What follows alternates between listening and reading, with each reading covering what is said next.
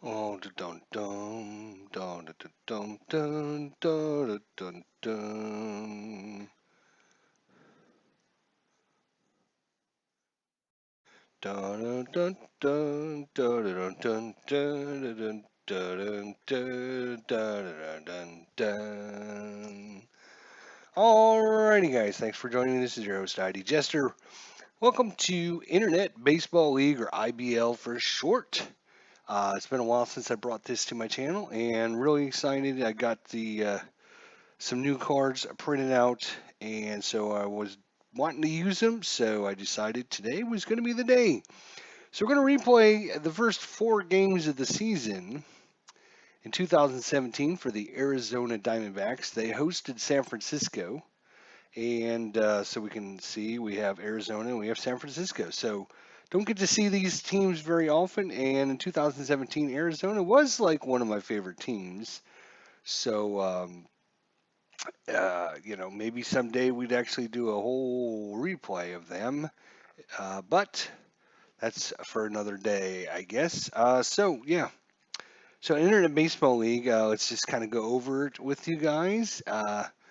It's a free. You can go to IBL.org, IBL.org, and you can download all the stuff they use for their Internet Baseball League. Funny, all right?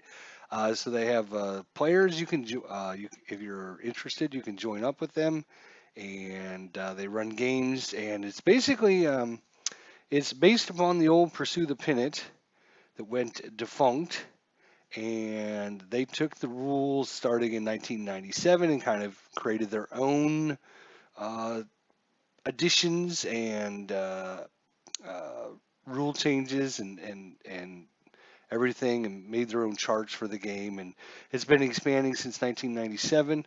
So they only carry the seasons that they've actually been playing. So I think it's 96 or 97 was the first season to modern day. And yeah, so it's based on the old Pursue the Pennant system.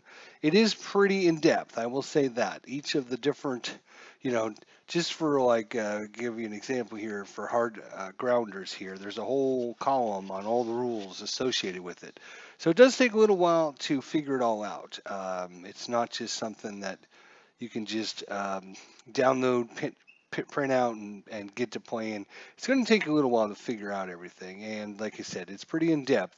There is probably about 8 or 10 pages of charts, and you can see these charts are really tiny text because there's so much on them. Now, with that said, there are park effect charts and weather effect charts and wild plays for bases empty and wild plays for men on base. So once you roll for your weather and all that, these 4 charts you're not probably going to use very often, so you can set these aside. You're going to use probably about 1, 2, 3, 4, 5, 6 charts, 6 pages of charts. And every baseball game has their charts. Charts will be charts.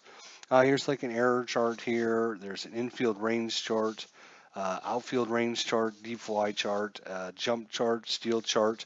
There's, just the stealing is pretty in depth. You got to get the jump, and if you don't get the jump, a pickoff can happen, a balk. I mean, there's all kinds of different things that can happen. It's not just you get the jump or you don't get the jump. That's kind of what this system is.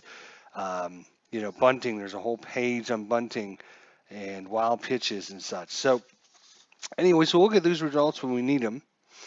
So, the basic premise behind it, again, is based on the old Pursue the Pennant. And that is basically it's a 50-50 chance. So, let me actually bring this out in front over here so I can see a little bit better. So, if we look at these 2-player cards, we have, hopefully, there we go, we have Denard Span. And you can see he starts off with 0 and it goes all the way down to 499. And then the pitcher starts at 500 and goes to 999. So if you roll 3 10-sided dice, you're going to get a number between 000 and 999. And you're just going to look to find out. So the low numbers are coming off the batter, the high numbers are coming off the pitcher. There is lefty-righty splits, as you can see here. So versus left-handers, there's a column versus right-handers.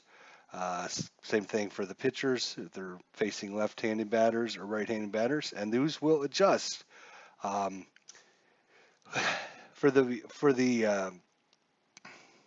for the defense, for each of the different players, you can see there's quite a few different ratings. There's an error rating. So in center field, it is an error rating of 8.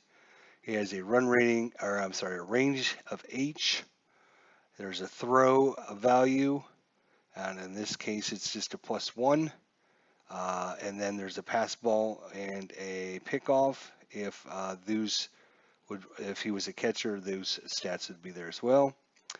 You're going to have different stats based upon whether he's facing lefty or righty, and whether it's an infield hit, an outfield hit, a deep fly hit, and his power against each of the different pitchers. He also has a run value, a steal value, a jump value, his bunt values, which are broken down into his rating to get the ball in play, how good of a bunt it will be, and then his speed while bunting, his durability, his days of injury, and his clutch defense. Your different results you're going to get on the card are explanation points, which is going to be the rare plays we talked about, E, a liner, a park result. Then you're going to see singles, triples. You're going to see hard grounders. Sometimes the hard grounder, if you can see that, the hard grounder there, if you look versus right-hander, 120 to 176, it's a hard grounder dash to second base, which means if it's a hard ground ball and the pivot man, in this case would be the shortstop for the other team, has a dash rating, then there could not be, instead of a normal double play, it could not be. So that's how in depth the rules are. You also have hard grounders, doubles, singles, routine grounders, high flies, home runs, hit by pitch, walks, strikeouts, more triples, doubles, routine grounder with the plus symbol, which again means that if the pivot man has a plus symbol instead of it being a routine grounder, they can try to get a double play. High flies and pop outs. And on the pitcher card, kind of a lot of the same things, but we have parks, we have wild pitch and pass balls, outfielder range, infielder range, and different hit results, deep fly results, strikeouts, walks. So you pretty much just look at the, whether, if we're rolling on Zach Greinke and he's facing a right-hander, we roll, say, 666. We look for 666, and that's going to be a soft grounder to the third base. And then you can look on your chart to see the advancement of the different runners, et cetera, et cetera. So, I mean, it's pretty simple there on the actual player cards, but you can tell with all these different numbers and references and everything and how complex the charts are. Again, this game is pretty in-depth. So I'm going to go through it a little bit slow in the beginning and kind of show you some of the things. Some of the things we'll be doing a lot, and after I show them once or twice, I'm not going to keep doing that. But so this is a game from April 2nd, 2017. It is the Arizona Diamondbacks hosting the San Francisco Giants. First game of the season, 2017, and this actually was an awesome game. I remember watching this game. It was a truly awesome game. Hi there, Clinton Barks, adjuster, something new. I looked at it, undecided. Looks a little DDBB without the steroids. This game is baseball on steroids. If you like number crunching, if you like lots of stats, if you like detailed play, this is the game for you. And it is free, like I mentioned. You can go to their website and download all the seasons. Now they only have from 1996 or 1997, whenever they started the Internet Baseball League. And they create the cards just for their online league, but they share them with anybody that wants to download them. So they don't have anything before 1997. So if you're looking for the 1960s or 70s or 80s, you're not going to find the series. But it is free to download. The charts and everything come with it. And I did do quite a few of these games, but it's been a while. So got the 2017, and we're going to give it a whirl and show everyone about this game again. IBL.org if you haven't tried it. And so when we roll the dice, you need 3 10-sided dice. the numbers are going to be black, then white, then yellow. So this would be a 072. If we roll it again, right, it's going to be a 306. So you always read them. You don't read them like low number to high number, or whatever. You always read them one color, the next color, the next color. So that's what we're going to be doing: black, white, and then yellow. So before you actually start this game, you can see here we have Chase Field here. It's going to be in the southwest section, and it does have a roof, which is important when you do the weather rolls. It is a grass surface, which is considered a fair surface. And then the foul territory will be average. And all this stuff will come into play if you roll on the error charts and things. So it might be, if you're playing on a grass field that's in poor condition, this happens. If you're in grass field with fair condition, then this happens. So, having your different ball field chart out is going to be helpful. So roof, which will keep it from raining, because you can have rainouts and such. Grass is fair, average territory. And then any kind of infield or outfield adjustments, in this case it's none.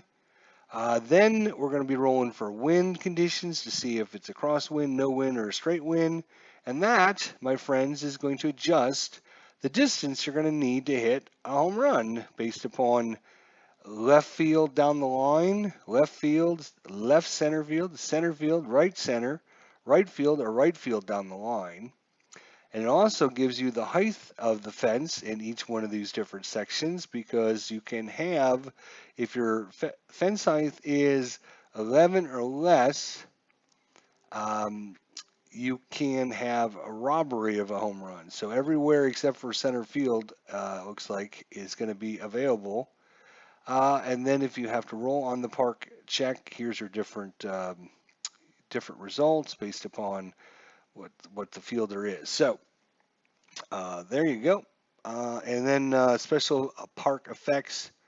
Roof is closed whenever outside weather is hot, cold, or cloudy. So you will never have a hot, cold, or cloudy day in Arizona because they'll close the roof on you. So before we actually get started, we're going to look at the weather effects charts, which are pretty complex. But in the southwest, over here in the southwest, is going to be Arizona, Houston, and Texas. It is April, so we're going to roll percentile dice there and check out whether it's hot, warm, or cool. And we rolled an 89, so an 89 is going to be cool. So it's a cool day here. It's actually a day game. So it's April 2nd, so it's a nice cool day here at the ball field. So on a cool day, each starting fatigue is going to be increased by 2. So, for example, Zach Greinke has a 29, so that'll actually go up to 31 because it's a cool conditions. All right, and then we would roll for our sky. If it's clear, partly cloudy, or whatever. In this case, we have a 61, which is going to be cloudy, and in that case, you would roll on the precipitation chart to see if there are thunderstorms, showers, fog, or none. But if you remember from our card here, roof is closed whenever the outside weather condition is hot, cold, or cloudy. Actually, it is. This is cold. This is cool, so it's not gonna. It'll only be if it's cold, not cool, or cloudy. And in this case, we rolled cloudy, so the roof is gonna be closed. So the roof is closed because it's cloudy. So we'll keep that in mind. And I think because the roof is being closed, then you normally have another chart here, which is your, let's see if I can find it. It is your wind chart. Yeah, this is the wind chart here. So we look but there's a little asterisk next to their Arizona here, and I bet you the asterisk says roof is closed when the outside weather is hot, cold, or cloudy. So when the roof is closed, we're not going to have any wind, so it's just going to be a normal wind, or it's going to be normal without any wind. So if we look at our thing here, it's going to be no wind. So those are your distances you need. So for left field down the line is a 6, left field is a 9, left center is a 13, center field is a 15, right center is a 12, right field is a 10, and right field down the line is an 8. All right, so we're going to be using the no win option because the roof is closed here for this game, unfortunately. Let's see. I may want to look at 2001 end of the Great World Series or 2003, and we might find out who was Pedro's Martinez daddy. Who's your daddy? Great times, great times. Just keep in mind if you're downloading Internet Baseball League, when you download, whatever you click on to download, those cards are for the season that previously happened. So these are the 2018 cards. I'm sorry, it was a 2018 download, but it's the 2017 season. So if you want the 2003 season, you need to download the 2004 cards from the website. If you want the 2001 season, then you need to download the 2002 cards from their website. So just keep that in mind if you are planning on trying out this game at all. So, all right, we are going to get things rolling here. Rolling. Here we go, rolling. Again, it's going to be black, white, and then yellow. So 441 or 115 or 734. And low numbers will come off the batter. High numbers will come off the pitchers. And when I get a result, I'll show you and we'll just go from there and see how it goes. This game can take a little while to play. Just keep that in mind. If you get a fast game and you have a few games of this under your belt, as I have, I probably played maybe 25 or 30 games of this. I was doing a 1990 Oakland A's replay at one point, and I think I got about game 20 of the season, and it was a lot to manage. So doing a full season replay of this would be pretty rough for you guys. 162 games of this would be pretty rough. But anyways, so here we go. Zach Greinke. We didn't even show you the starting lineups. What kind of rookie am I? Jeez Louise. So we have, hello, come on. Here we are. Denard Span is in center field. We have Mr. Brandon Belt at first base. We have Mr. Hunter Pence in right field. We have Buster Posey, the catcher, batting fourth. We have Brandon Crawford. He is the shortstop, batting fifth. Eduardo Nunez, the third baseman, batting sixth. Jared Parker, the left fielder, batting seventh. Joe Panic, the second baseman, batting eighth. And the pitcher today, he'll be using card number 1, is Madison Bumgarner. So Madison Bumgarner. For the hometown Diamondbacks, it's going to be A.J. Pollock. And let me flip over my screen here. A.J. Pollock is going to be in center field. And then Chris Owings is going to be the shortstop.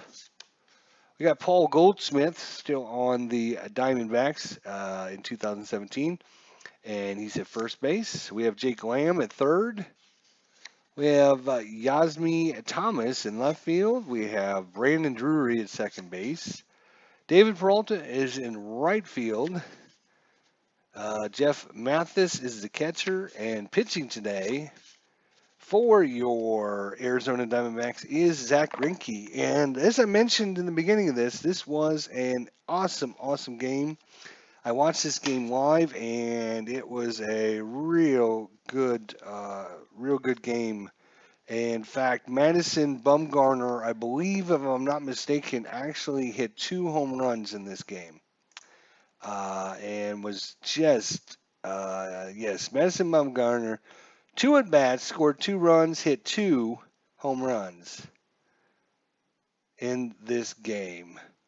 Hashtag pitchers can hit. Hashtag get rid of the DH. Hashtag let's get rolling. So I won't need my pen, thank God. So I've actually spent some time tonight creating a new season in ball score for the 2000 Major League Baseball 2017 season, so I can get all the lineups and everything in there. And like I said, we're going to be playing the 4-game series against San Francisco, see how it goes, and let everyone know I've got a 1970 National Pastime Next Generation ready to play. Mets versus the Pittsburgh. Not a bad call with the roof. Daytime temperature was 84 that day. It was a great day. I remember the game. It was you couldn't believe it. Madison Bumgarner was like just a beast on the mound. He was doing everything right. The game went back and forth. Every time Arizona came back, then San Francisco would take the lead again. And I won't spoil it, but go on YouTube and check it out. Anyways, Denard Span, lefty versus Zach Greinke, the right-hander. So look at 7-8-2. So he's going against the lefty. So look at the left-handed side. 782, and we just find 782, and that falls between 725 and 876, and that is an SO, and everyone knows that is a strike 3 called on the outside corner, and Denard Span is down, and we got this game on the way at, I will tell you what time it is. It is 1:10 p.m. local. That brings up Brandon Belt. Brandon Belt against Zach Greinke. Says a 493. 493 against the righty. 493, and that's going to be a pop-up to second base. So pop-up to second. Come on. Pop-up to second. And that's going to be Brandon Drury there making the catch for... I'm going to undo that for a second here, because I had it as a pop out to second base. There we go, P4. All right, that brings up Hunter Pence, two-way here in the top of the first inning. The right fielder, and we got to say a 0-2-1, black, white, yellow, 0-2-1. So 21 versus a right-hander is going to be an E-check. So we're going to be looking at an error check, and we're going to be looking at our first chart. So we're going to roll all 3 dice.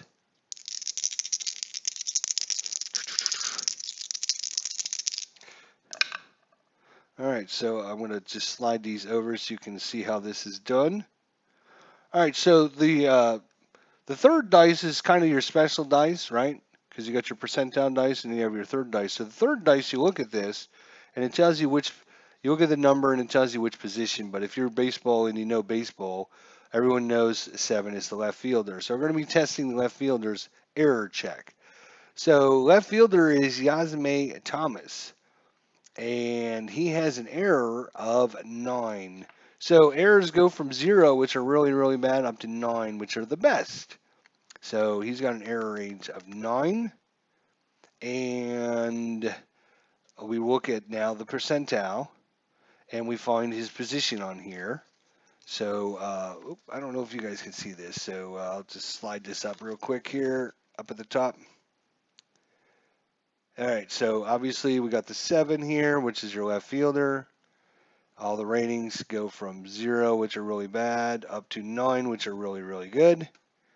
You find over here on the left-hand side, and you scroll down if they're first base, second base, catcher, pitcher, whatever. And then you'll see one for outfielders down here towards the bottom of the chart. Right, outfield. And we look at our percentile dice we rolled was 15. So we just simply look under the 9 column for 15, and 2 to 22 says HF. So there's a little key down here at the bottom that shows you what an HF is, and I can't see because the chart's in the wrong position. So HF It's gonna be. Oh, it's HF is a high fly. Right, right. So it's a high fly ball out there to left field, and he's gonna make the catch. Normally, nine. When you have nines and eights, you're not gonna make very many errors, obviously. And the P is a pop out. HF. Let me just double check the HF.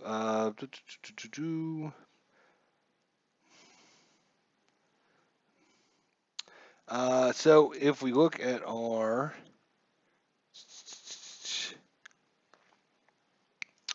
let's look at our chart here. All right, here's our chart. So this is like the out, kind of like your out chart in many baseball games. You got your hard grounder results, your slow grounder, your routine grounders, but there's also deep fly results. You got your different results. Here's the HF, which stands for high fly ball. Batter out, runner on third may attempt to score by going to the coach's chart. But we don't have to worry about that because we don't have anyone on base right this minute. So that is simply an F7. But I wanted to show you guys how it's all done so you guys have an idea if you download this. Ken Castro, Pursue the Pennant Dynasty League offshoot. Yes, sir. Most definitely. So we're now into the bottom of the first inning.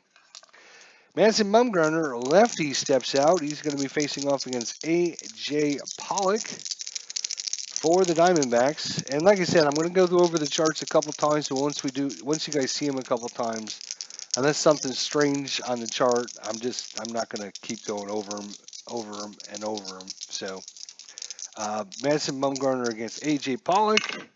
It's black, white, yellow, 833. He's a right-hander. 833. 833 is a deep fly. So 768 versus 857. That is an 833. That's going to fall in that range, and it's next to a DF. So DF is going to be. It's going to take me some time to explain this one because this is. He's given up a deep fly. Now we got to find out how deep it is, where it went, blah blah blah blah blah. Right. So. All right, so the first thing we need to do is we need to look at our batter here. So A.J. Pollock got the deep fly, right? Now this goes, once you do this a few times, and you don't have to explain it to other people, it goes a lot faster than what I'm showing you guys. But here is A.J. Pollock, and we look under DF, deep fly, and he was versus a left-hander, so he's an SP. SP versus left-handers, as you can see there. So deep fly, he's an SP, all right? So we're going to bring out our deep fly chart, and we're going to roll the three dice. Boom. All right. So we have our percent down dice, and we have our miscellaneous dice. All right. So we look under the outfield range location chart, and he was what did I say he was? He was an SP. All right. And he bats right-handed, so he's going to be an RSP. And we look at our percent down dice. We rolled an 18. Oops, wait a minute. That's right. We look at the deep fly location chart. Right. So we're going to look at it. Let me bring this up here a little bit closer. Deep fly location chart. There we go. So he is an RSP because he's a right-hander, and we already saw versus a left-hander, he's an SP, right? Okay, so A.J. Pollock. Come on, zoom in. Come on. You can do this. It doesn't like all the white. It doesn't like all the white text. It's hard to focus in on that. But anyways, you guys saw that he was an SP. He's a right-hander. So we're going to look under the deep fly location chart right here. And we look under RSP, right-handed SP. And we look at this first dice we rolled, which is a 2, right? So we look at the 2, and it tells us the location it went.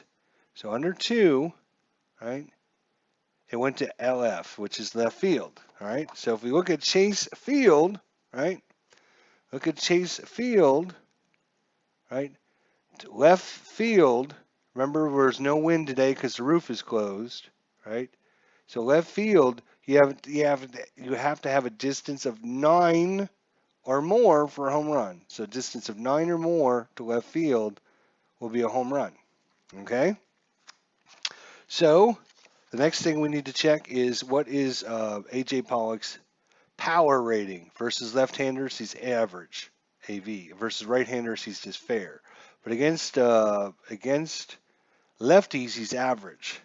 So we're going to take our average, right, here, and we're going to look at the percentile dice roll. And we need a 9 or higher to get a home run. So we look at our percentile dice that we rolled. Remember, we rolled a 2 for the location, and we rolled an 18. An 18 on our average hit tells us that we only made it a distance of -5. So it's simply just to fly out. Again, you need that, whatever your distance is on your chart. So for left field, no win, it was a 9. So if we look at average 9, you need to roll 61 or higher would have been a home run. So 61 or higher would have been a home run for an average power guy. So it's just going to be a deep fly ball. It's going to be caught out there in left field. So the chart, everything goes a lot faster than what I just showed you. But, kind of explaining it and everything takes a little bit of time. So what's going on, Phantomatic? How you been? Good to see you, my friend. Thanks for coming by. We're checking this game out again for you guys that haven't seen it. We played it a bunch on my channel a while ago. Madison Bumgarner against Chris Owings. That is a 6-1-2. So 6-12. He's a right-hander, so look on the right-hander. 6-12. 603 to 624 is going to be a soft grounder to short. That would, come into play if there was anybody on, but there's not. So it's just a ground ball to short. And that's 2 away. And that brings up Paul Goldschmidt. Hi, Phantomatic, Clinton Parks, Ken Castro. Hope everyone's having a good evening. Here we go. That is a 9-1-4 versus a right-hander. 9-1-4. And that is going to be a strikeout. 858, 974 versus right-handers is a strikeout. So he's going to strike out Goldschmidt. And we were through 1 inning just like that. So it took a little while to go through the charts, and it will take you guys a little bit of time. But once you do the plays a couple times, it actually is a lot faster than you think it is. So Greinke against Buster Posey here in the top of the 2nd inning. And that is a 5-2-4. 524 versus a righty. 524. All right, so I'll show you Zach Greinke here. So 524 versus a right-hander falls in the 515 to 539, which is a wild pitch and pass balls. So you might think, oh, wait a minute, wild pitch and pass balls, no one's on, you just ignore that. Well, that's not the case, actually. I will show you what happens. So remember how we looked at Chase Field and we went through all the things that happened in Chase Field and how Chase Field has a lot to say about who's going to win this game and how the outcome of each of the different plays are. Remember we talked about the foul territory is average, right? So if we go to the wild pitch and pass ball section here, it says if there's bases empty, you're going to roll 2 dice and use the foul territory area of the stadium to find out if it's hit out of play and it's a redo or if it's caught in foul territory. So we have an average foul territory. So 0 to 49, it's just a foul ball. And if it's a 50 to 99, then it's going to be caught in foul territory. So we'll roll the percentile dice. And that is a 44. So again, 44 is going to fall into the 0 to 49 foul. So it's hit foul, and it's just a redo. So that's how the wild pitch and pass balls. Now, obviously, if there was someone on base, there's a chart for your wild pitch and pass balls. Okay, so you only do that. You only check the foul territory when there's no one on base. So, hey, Dave Little, how you doing?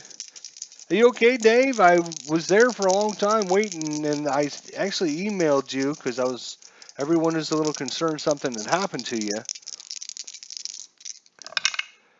Says a 490, 490 against a right-hander. 490 versus a right-hander is going to be a high fly. That one's headed out to center field, and A.J. Pollock goes back and makes the catch. Fly ball to center field. Buster Posey's out of there. Almost caught a foul ball off him, but that time he flew out to center field. Brandon Crawford's up, the shortstop. And that is a 176. 176 right-hander. 176. We have our first hit of the game. So we're going to look at Brandon Crawford, 176 versus a right-hander. So 167 to 177 is going to be a roller into center field.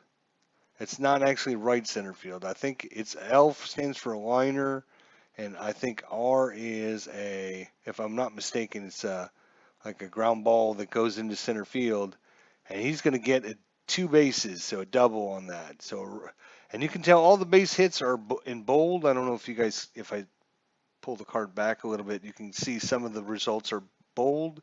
All the bold results are base hits. So we got our double by Brandon Crawford,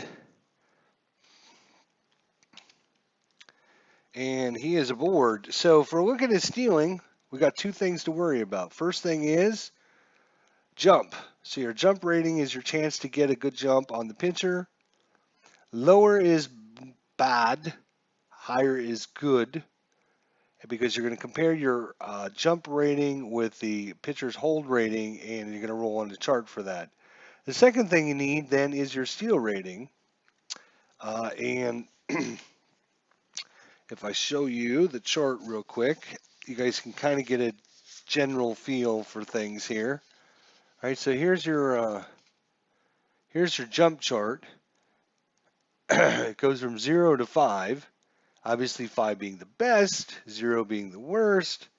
And you can see all kinds of things like a pickoff attempt, an error attempt, a balk attempt, a bad jump attempt. And if you get a bad jump, then you're going to take a penalty to your steal ratings, and et cetera, et cetera. So, and then on your steal chart, it goes from 13 all the way down to -2. So average, I think they said average was like 8 or 9, 7 or 8 maybe was average. So unless you have about a 7 or 8 value, you're probably not going to be stealing nowadays. And if we look at Brandon Crawford, he's actually got a steal rating of 3. So he can steal, but he's not really, really good at it. Let's just put it that way. So he won't be trying to steal. All right. So away we go with Eduardo Nunez, one away here in the second inning. And he's a 566 right-hander, 566, and that's going to be an infield range play. 566 infield range. So there is a chart for the range plays. Yep, charts and lots and lots of charts. So you're going to roll the dice. You're going to look at the hitter against a right-hander, infield range. He's an SP, so he's going to be an RSP. So we're going to look at RSP, and we're going to roll the percentile dice, right? And we're going to look at 25%. Oh, that was a 25. 25 percentile under RSP, and look at 25. And it tells us it's hit to second base in the hole. So I'll bring this up a little bit closer for you. If it'll focus, that would be awesome. All right, so infield range location. So first thing we got to do is find out what kind of hit it is. So again, you look at your batter, find out if he's an SP, a P, an O, or whatever. So in this case, he's a right-handed SP. and we rolled a 25. So if we scroll down to 25 on the RSP column, and we slide that over, it's all in the hole to second base. So we're going to be testing the second baseman in the hole, and then there's a chart up here where we look at our second baseman, who happens to be Brandon Drury. He is an E. So it goes A's are your best, B, C, D, F is average, H, I, J, K, and like K's are really, really bad. So Drury is an E, so we're going to find E, and we're going to find the in the hole and find out what happens. So we're going to roll again. And that is a 0-3. This could be interesting. So E and in the hole and 0-3. So 1 to 12 is a close play. So we're going to look at the close play results, and it gives you like a little thing down here, and kind of like a result chart. Close play. All right, so we're going to roll a die. If the number is greater or equal to the base runner run rating, the throw is greater than or equal to the base runner's run rating, the throw is just in time. Batter out. Runners advance from base. If the number is less than the batter's base running rating, the batter beats the throw and it's an infield single. Batter safe at first. Runners advance to base. So basically, you roll the special dice. Eduardo Nunez has got a run rating of 2. And we roll. We rolled a 0. 0 is less than 2. So he beats it out. And it's an infield single. And moving to third will be Crawford. So runners at the corners for San Francisco. One away here in the top of the second. Jared Parker's up. The left-hander, Greinke, trying to get out of this inning. Crawford's at third. Barrett is at first. And Parker's at first. Nunez is at first. What the hell am I thinking? Jared Parker's up. Here we go. That is a 1-5-2. 152 right-hander. 152, and that's going to be trouble. That's going to be a single into, it's a liner into right field. Okay, so it's a liner, it's a single, in a liner into right field. So this is important to show you guys as well. I know I keep having to show you things, but it's kind of important. So there is a whole section on when you hit a single, what happens, right? So if it's an infield single, 1B infield, then it obviously runners just take a single base, no kind of advancement or anything. All right. Any other, if your single is an even result, when we rolled a 152. So 152 is an even result. Runner on second and third score on a single. Runner on first moves to second and may try for third on a grounder to center field or a grounder to right field if his run rating is 3 or higher. You're going to go to the coach's chart. If it's an odd result, then you're going to look at if it's a grass or if it's turf and the run rating, and it'll give you a chart. This is very, very complicated part of the game to understand, and it's a lot more complex than it really needs to be honest. So what I normally do is runners move one base, and then if there's 2 outs, they have a choice to move an extra base, and then if it's an even roll, then runners in second and third score. So I kind of have a hybrid of this because you could spend 10 minutes trying to find out. One of the things I don't like about this system is this part of the game because it takes I mean, you hit a lot of singles, right? We all know there's a lot of singles in baseball, and to try and figure out is it even? If I got to look at my run rating, I got to find out which base they're on. And then I might have to go to the coach's chart, and that's on an even roll. On an odd roll, you got to look and see what result it was. Was it a ground ball to left field? Was it a ground ball to right field? Was it a ground ball to center field? Was it a liner to left field? Was it a liner to right field, or was it a liner to center field? Now, once you figure that out, you got to find out if it was grass. Was it a turf? Then you got to look at the run rating. Then you got to see if the runner was on first or second. So, yeah, this is very, very complex, over complex, I think, in my personal opinion. So runners move one base, but there's 2 outs. They can tie for an extra base, and then runners in second and third score on any single. So just to kind of even things out. So, anyways, so that's the way I do it. You can do it. You can go by that chart, but good luck using that chart. That's all you got to say. So Crawford's going to come in to score. Nunez is going to move to second. He can try for third if he wants, but with only 1 out, he's just going to stop at second base. So the San Francisco Giants take a 1-0 lead. Runners at first and second, one away here in the top of the second inning.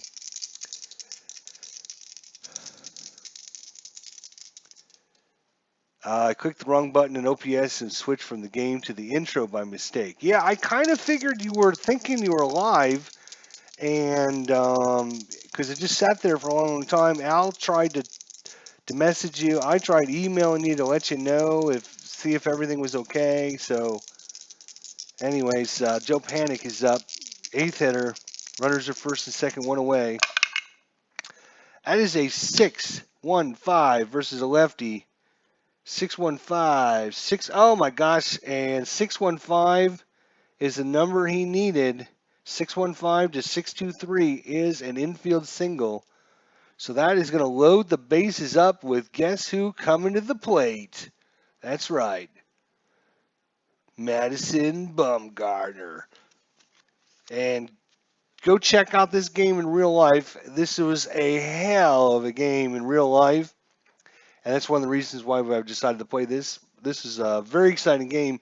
But in this game, Mr. Bumgarner hit not one, but 2 home runs. And he's got a shot right now to put his team up with bases loaded here in the second inning. Unfortunately for him, he's got the number 1 card. And the pitcher's card, it'll tell you which card to use. In this case, he's an RSP number 1. And their number 1 card is not very good, so he needs to actually get a deep fly off the pitcher's card, which would be, he's a right-hander, so he needs a 694 to 751 because he does have, he's got excellent power if he gets a hold of one.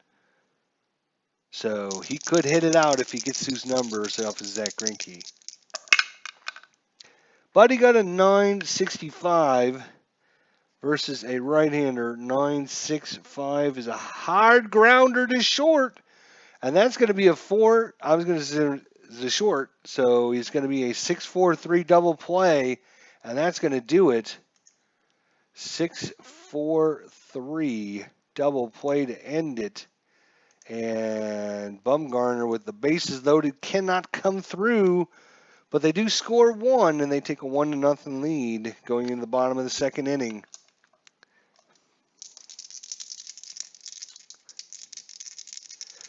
I got my passport today. What an ugly mug. I thought they did shenanigans to put Jester's photo on my passport. How long was you off stream? You were out at least. I noticed it was 9:20 when I emailed you, and I don't know how much longer after that. I went back to the stream for a little while, and then I think people were disappearing, so I left after that. So it was a long, long time.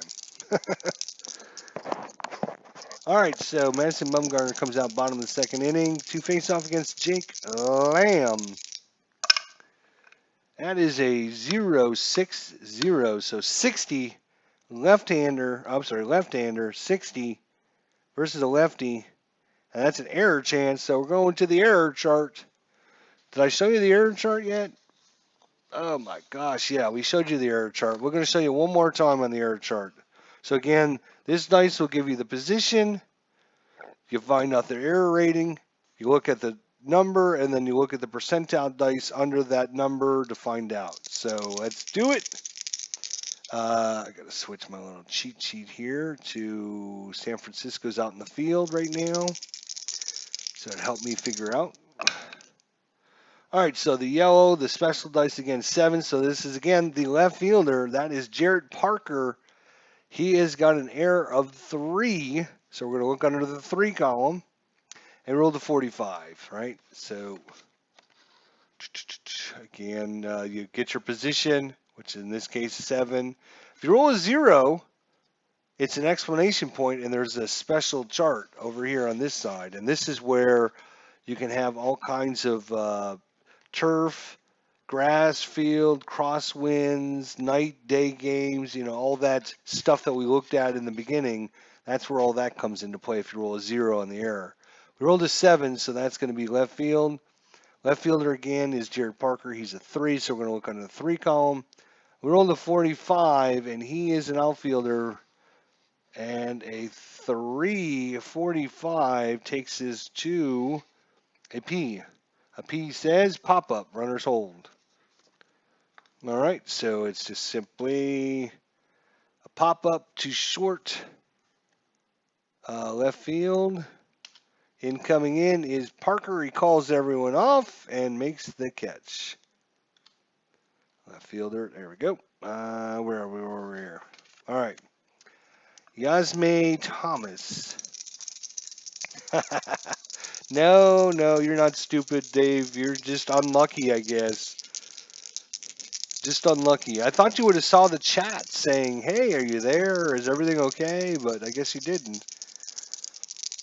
Madison Bumgarner against Yasmay Thomas. That is a 152. 152 lefty. 152. And that's going to be a routine grounder to short. Again, with no one out, it doesn't matter what kind of grounder it is. So it's just simply a ground ball to short. Brandon Drury. So far, Bumgarner has not given up a hit. 5-24 versus a righty. 5-24 is a wild pitch past ball. No one on, so we're going to go to our foul territory chart again. And if you guys remember from the last time, 0-49 is just a foul ball. That's an 81. That one's caught in foul territory by, he is a right-hander. So that's going to be caught by the first baseman. So, fielder for third base for lefties.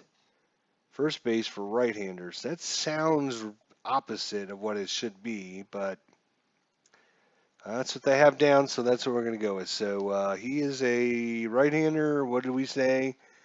First baseman. So, he's going to pop it up into foul territory. And that one's going to be caught by the first baseman.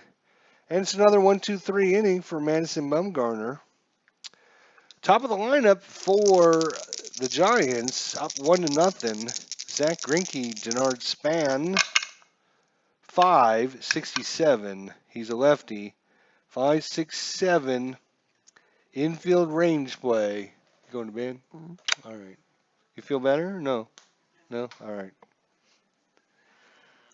So an infield range play. So let's get out our little infield range play charts.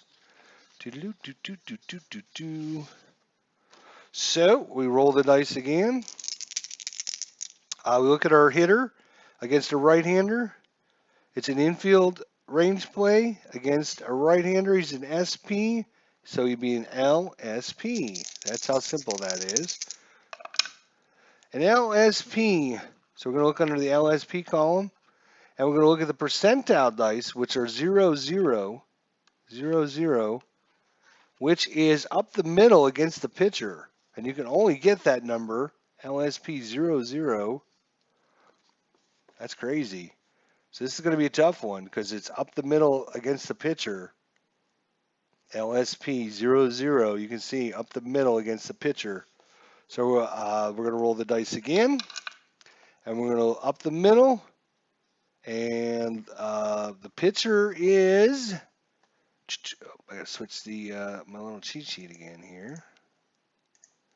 Pitcher is Zach Greinke. He has got a error of B, so or a range. I'm sorry, range of B. Range of B. Look at the percentile dice. That is a 12 under the B column.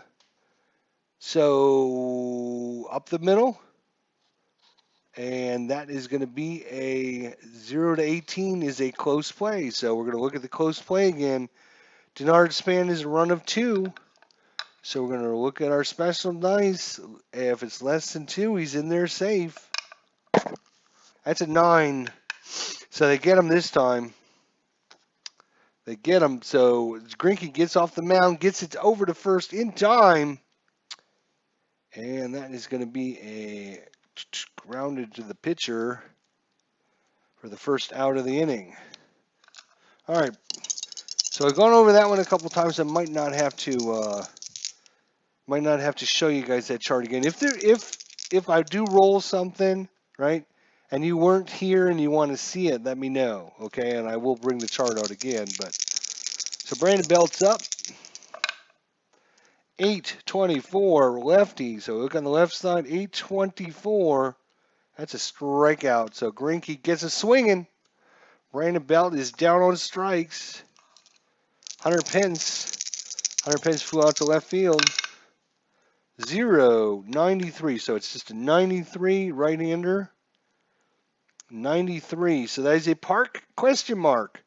So this one is a new one. I'll show you when you get a oops, there we go. A 93 versus a right-hander is a park question mark there. In fact, you will notice everything 98 and less are the exact same numbers. And I believe these are the same numbers on every single batter card in there. So once you play the game enough, you know that a 65 is an error check. And you know that 09 is a rare play. And you know that 90 is a park check. So those 0 to 97 are all standard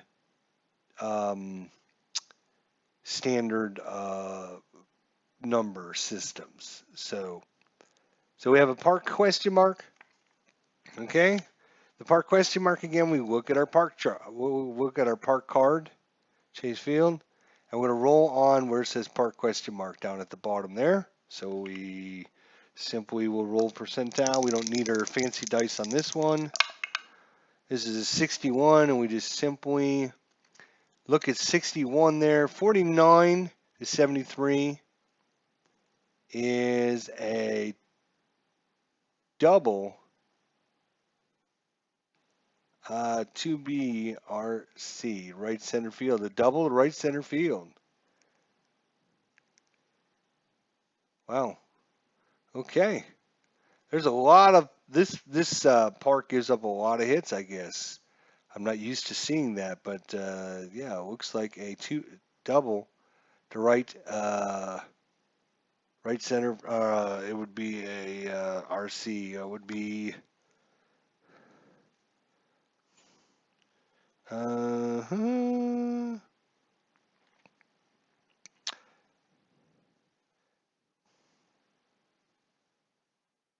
just trying to think of I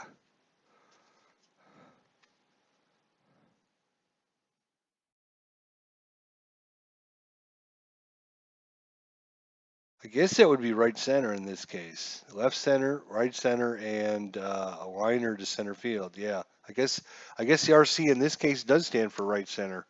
I just didn't want to be wrong on that, but okay. All right, so that is a double. Yeah, so I guess I should put that down as a double for Hunter Pence.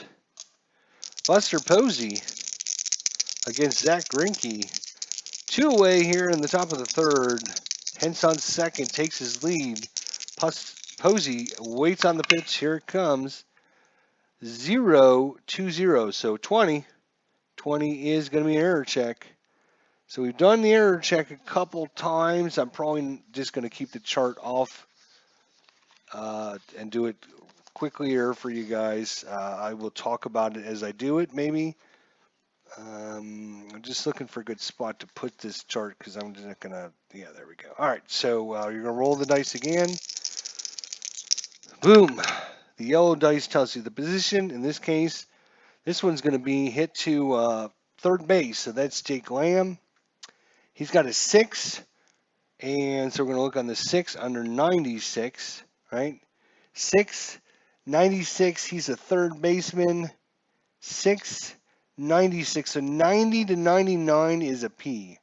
P is a pop out, so he's going to pop out to third base. Pop to third. Here we go. And Pence will stay on second, and that's going to do it. So Grinke gets out of the third without giving up any damage. Madison Bumgarner still hasn't given up a hit, and we're in the bottom of the third inning. And David Peralta is up 8-1-9, 8-19 lefty, 8-19, and that's going to be our first hit. It's a ground ball into center field, and Peralta is going to make it. He rounds first, but he's going to hold there on the single. Peralta steal rating, he's an 8. He does have some jammy juice.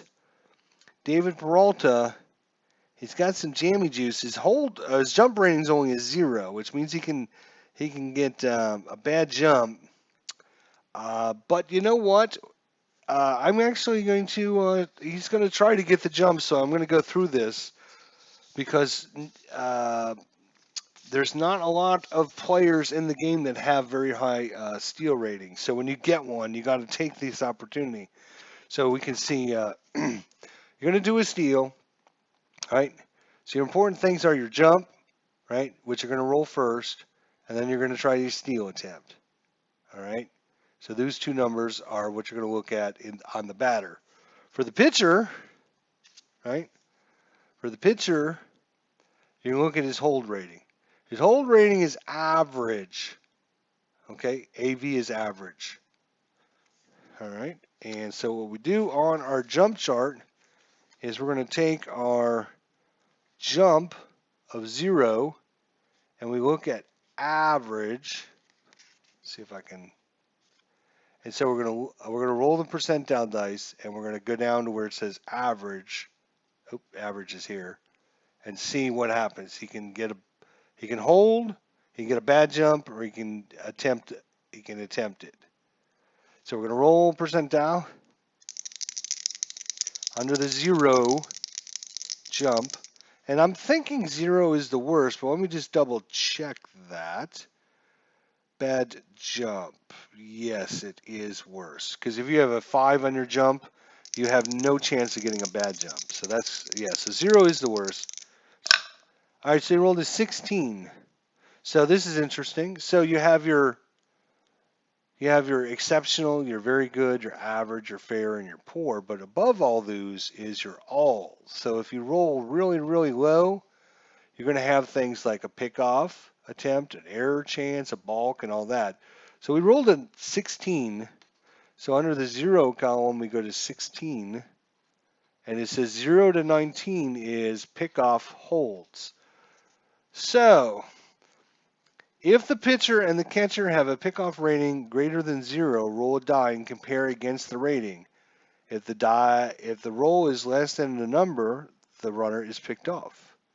If the roll is greater than or equal to the number, or neither the catcher nor the pitcher has a pickoff rating greater than 0, the runner must hold. Okay, so a few things more we need to do, right? We need to check his hold rating is a +1, right? After the average, he's a +1. So he can actually pick off guys, right? And the catcher is going to be the guy we just had at the plate here a minute ago, Buster Posey. He is pickoff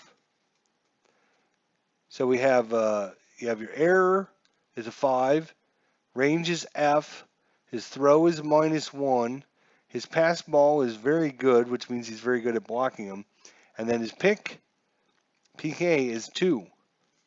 So between these two dudes, that's going to be trouble because pick off hold. We're going to roll a die, and pick off hold. Again, if I look at that real quickly, it says if the pitcher or catcher has a pickoff rating greater than 0, roll a die and compare it against the rating. If the roll is less than the number, the runner is picked off. If the roll is greater than or equal to the number. So, but Posey's a 2. So let's roll the die and see what comes up. It's a 4. So it's going to be higher than both. So he didn't get picked off, but he's got a hold, which kind of sucks because Peralta really might be our only runner in the whole game that can actually do anything. All right, so runner first for Jeff Mathis. So Bumgarner gives up a hit here in the 3rd inning. 101 versus a lefty. And that is going to be a grounder to center field. And that is a single. So grounder to center field. And that is going to be a single Peralta. He is going to move to second. So runners at first and second now. And that brings up our pitcher, which means you know what's coming. Something we haven't done yet. Oh my gosh. The bunts, right? Says we got a bunt now, right? So let's look at bunting again. It's been a while since I actually bunted, so it might take me a little bit to. So you got a bunt. He's 71. He's very good. 0, right? So the first number is his chance to get it in down and in fair territory. So the bunt rating consists of 3 numbers. It's the in-play number, the bunts number, and the runs number. With runners on base, the manager must declare whether the batter is bunting for a hit or attempting a sacrifice. All bunts with a runner on third base are considered squeeze attempts, blah, blah, blah, blah, blah.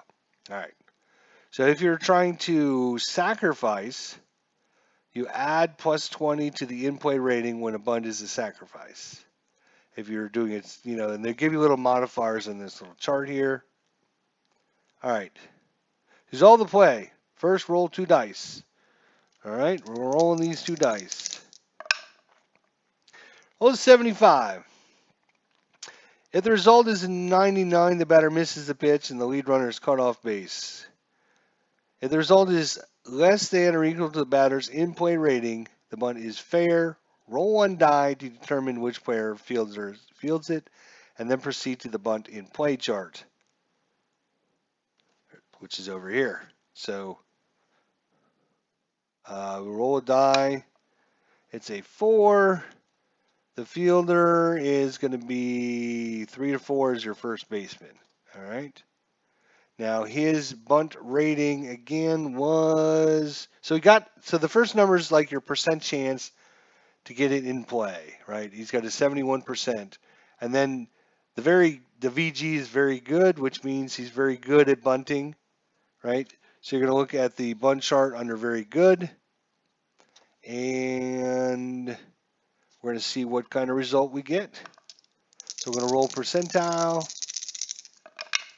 Right, so this is going to be a 85. So under very good, we look under 85, and 82 to 90 is an LB question mark.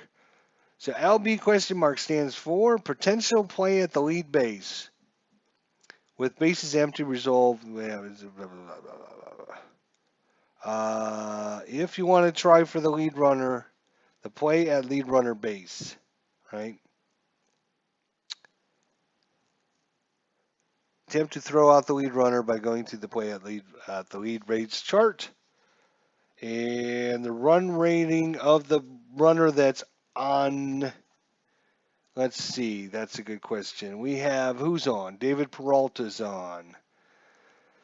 What's his run rating? Peralta. Oh, nope, wrong side here. Peralta's over here, guys. Hello. Peralta is his run of 2. So he's got a run rating of 2.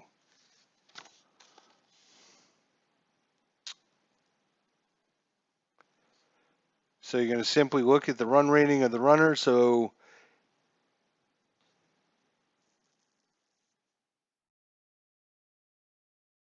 you're going to get either FC or GL, and that is going to stand for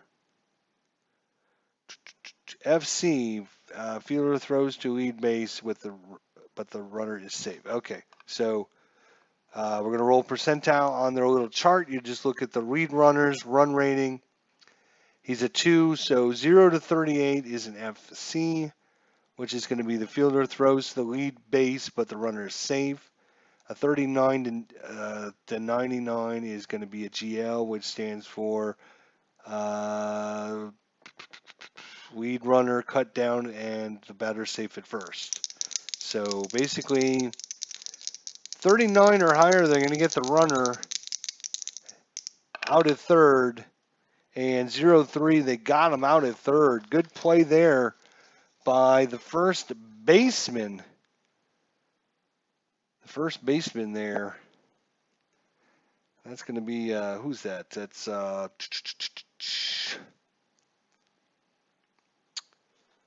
going to be, who is on first there for San Francisco? Oh, Brandon Belt, right. So Brandon Belt makes a good play, comes in, scoops up the bunt, and throws it over to Eduardo Nunez at third. Back over to Belt at first, but not in time. They get the lead runner, though, at third. Now, how do I get this into ball score is the question. It's going to be the fielder's choice. Out at third is going to be a 3-5 put out. And there we go. So that was a little craziness there. Good play there by keeping the lead runner from moving up. So 2 men on, 1 away now for A.J. Pollock, back to the top of the lineup. Hopefully I'm explaining everything. I'm trying to, go over things for you guys, especially when the couple of the really difficult things in the game is the seal system. The bunting system is, there's 2 columns of charts and rules you got to look at. So as I talked about in the beginning, this game is in depth. You don't just get a bunt, it's either going to be good or bad. You get 85,000 different results from that. You can get errors, you can have pop-ups, you can have all kinds of crazy stuff. You might need to roll it 2 or 3 times. If that's not something you're not interested in, then, this game might not be for you. But if you do like in-depth plays and you don't mind how long the game takes to play, it might be something you want to look at. Anyways, A.J. Pollock is up. That is a 2-6-3, 263 left-hander. 2-6-3. That is going to be a routine grounder to short. Routine grounder to short, and that's going to be runner out at second. Everyone else safe. So fielder's choice. 2-6-3 again. It's going to short. So it's going to be a 6-4 on the fielder's choice. 6-4. Mathis will go to third, and making it down to first will be A.J. Pollock. So runners at the corners for Chris Owings. Some of the plays are real simple. If you don't need to look up 6 charts and everything, most, some of the things are kind of simple-ish. But you can run into moments where it's like, okay, I got to roll then this chart, I got to look up this result, I got to look up this player's stuff, which can definitely slow down the game. And that's why when I was doing my 1990 replay of the Oakland A's and the first 10 or 15 games, I was like, oh my God, this is going to take forever. And after like 20 games, I probably said, okay, I'm done. I'm done. I just can't handle it. It's too much. Just too much. All right, here we go. 3, 2, 6. Lefty. 3, 2, 6. Strike him out. Swinging at the Nietzsche. And that's going to do it as Arizona gets runners at corners but cannot cash it in. Still 1-0 ball game. We're in the top of the 4th inning. Greinke against Crawford. 687 lefty. 687. And that one's going into center field. 687. Yep. And it's a single to center field, so leadoff single by Crawford. He has a steal rating of 3. Yeah, he's not probably. You need at least 6, 7. Yeah, Eduardo Nunez, especially. Yeah,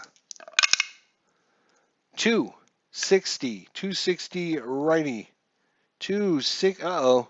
Trouble. Single into right field. So back-to-back singles. And Nunez. On the single, what was the result on the single? If it's an even number, runner on first and second, we try to go. Yeah, yeah.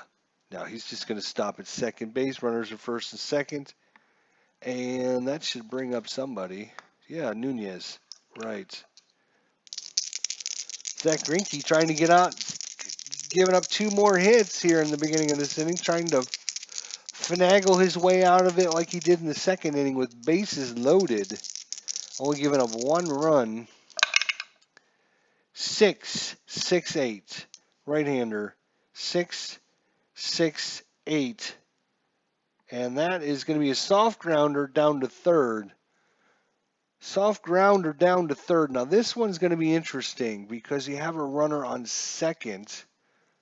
Can they pull the play and get it out at third? We're going to have to look at our little chart here. I know, another chart, right? So this was a 6-6-8 right-hander soft grounder. So on a soft grounder, we had runners at first and second.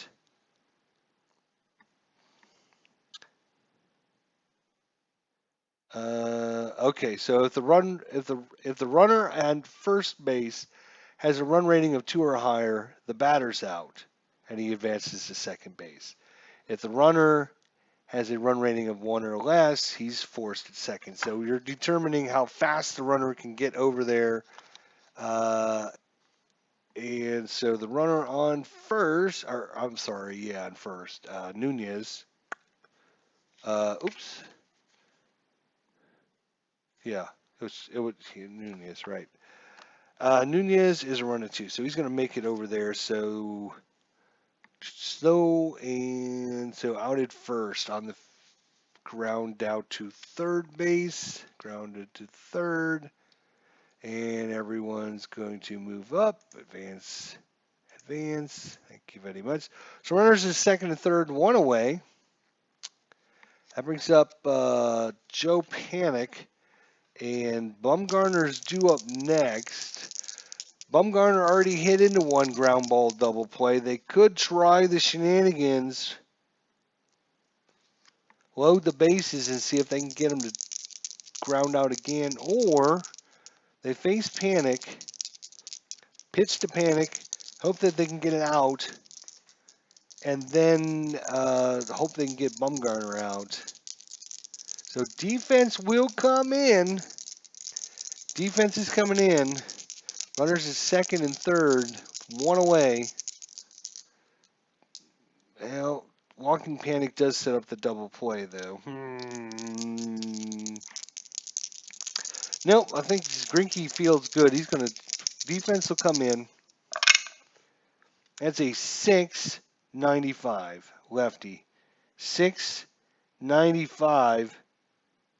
695 is a deep fly off of Zach Greinke, and it's just the number he needed. 695 too.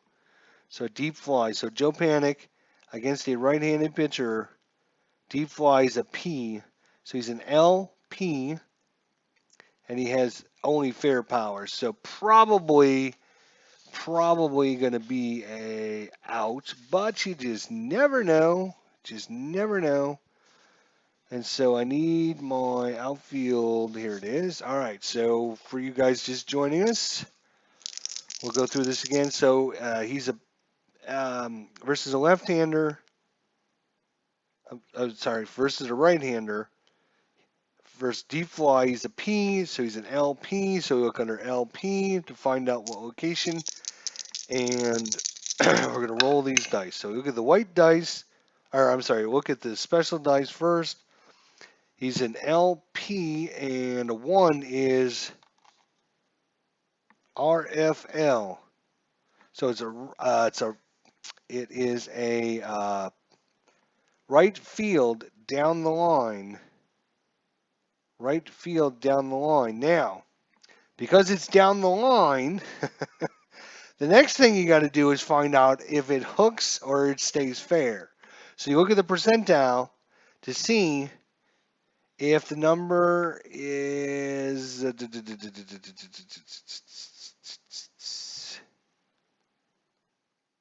oh, it actually doesn't have an asterisk next to this one. So it's just on the 0 one you do. Okay, so it's a 1, so you don't have to do that on that. So it's right field down the line. You don't have to roll to see if it fouls. Now we look at Joe Panic, and his power again was, what did we say, fair power versus right-handers. Fair power, we are going right field down the line, and with no wind, he needs a distance of 8. Fair power 8. And he has got to roll 72 or higher. 72 or higher. Here it goes down the line. How far is it going to go? It is gone! 79. So if you look at the fair power, 79, that's a distance of 11. 11 is greater than or equal to the no win distance of right field down the line. And Joe Panic, I guess they messed up. They were thinking about walking him to face off against Bumgarner with the bases loaded and see if he can get a ground ball, but we choose to pitch to him, and that's what happens as Joe Panic down the line that stays fair and gone. 3-run home run, and now Bumgarner can come up and not do much as the backfire there for the Arizona. So that's a 56, 056, so it's just a 56. So 56 is going to be an error check.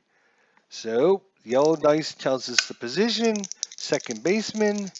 Second baseman is Brandon Drury. He's got a 6 for an error.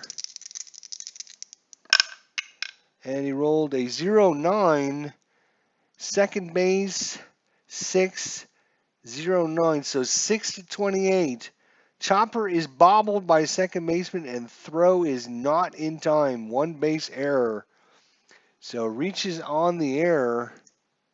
This is going to be error on the second baseman as Drury bobbles that one. Can't get it over there in time. And Bumgarner is safe at first. So if we would have walked what's his face, Panic, it's Bumgarner still would have got his, got a board, and the run would have scored. 3 runs wouldn't have scored, but still. All right, so where are we? We are runner first. Still only 1 away. Denard Span. Oop, I need all 3 dice.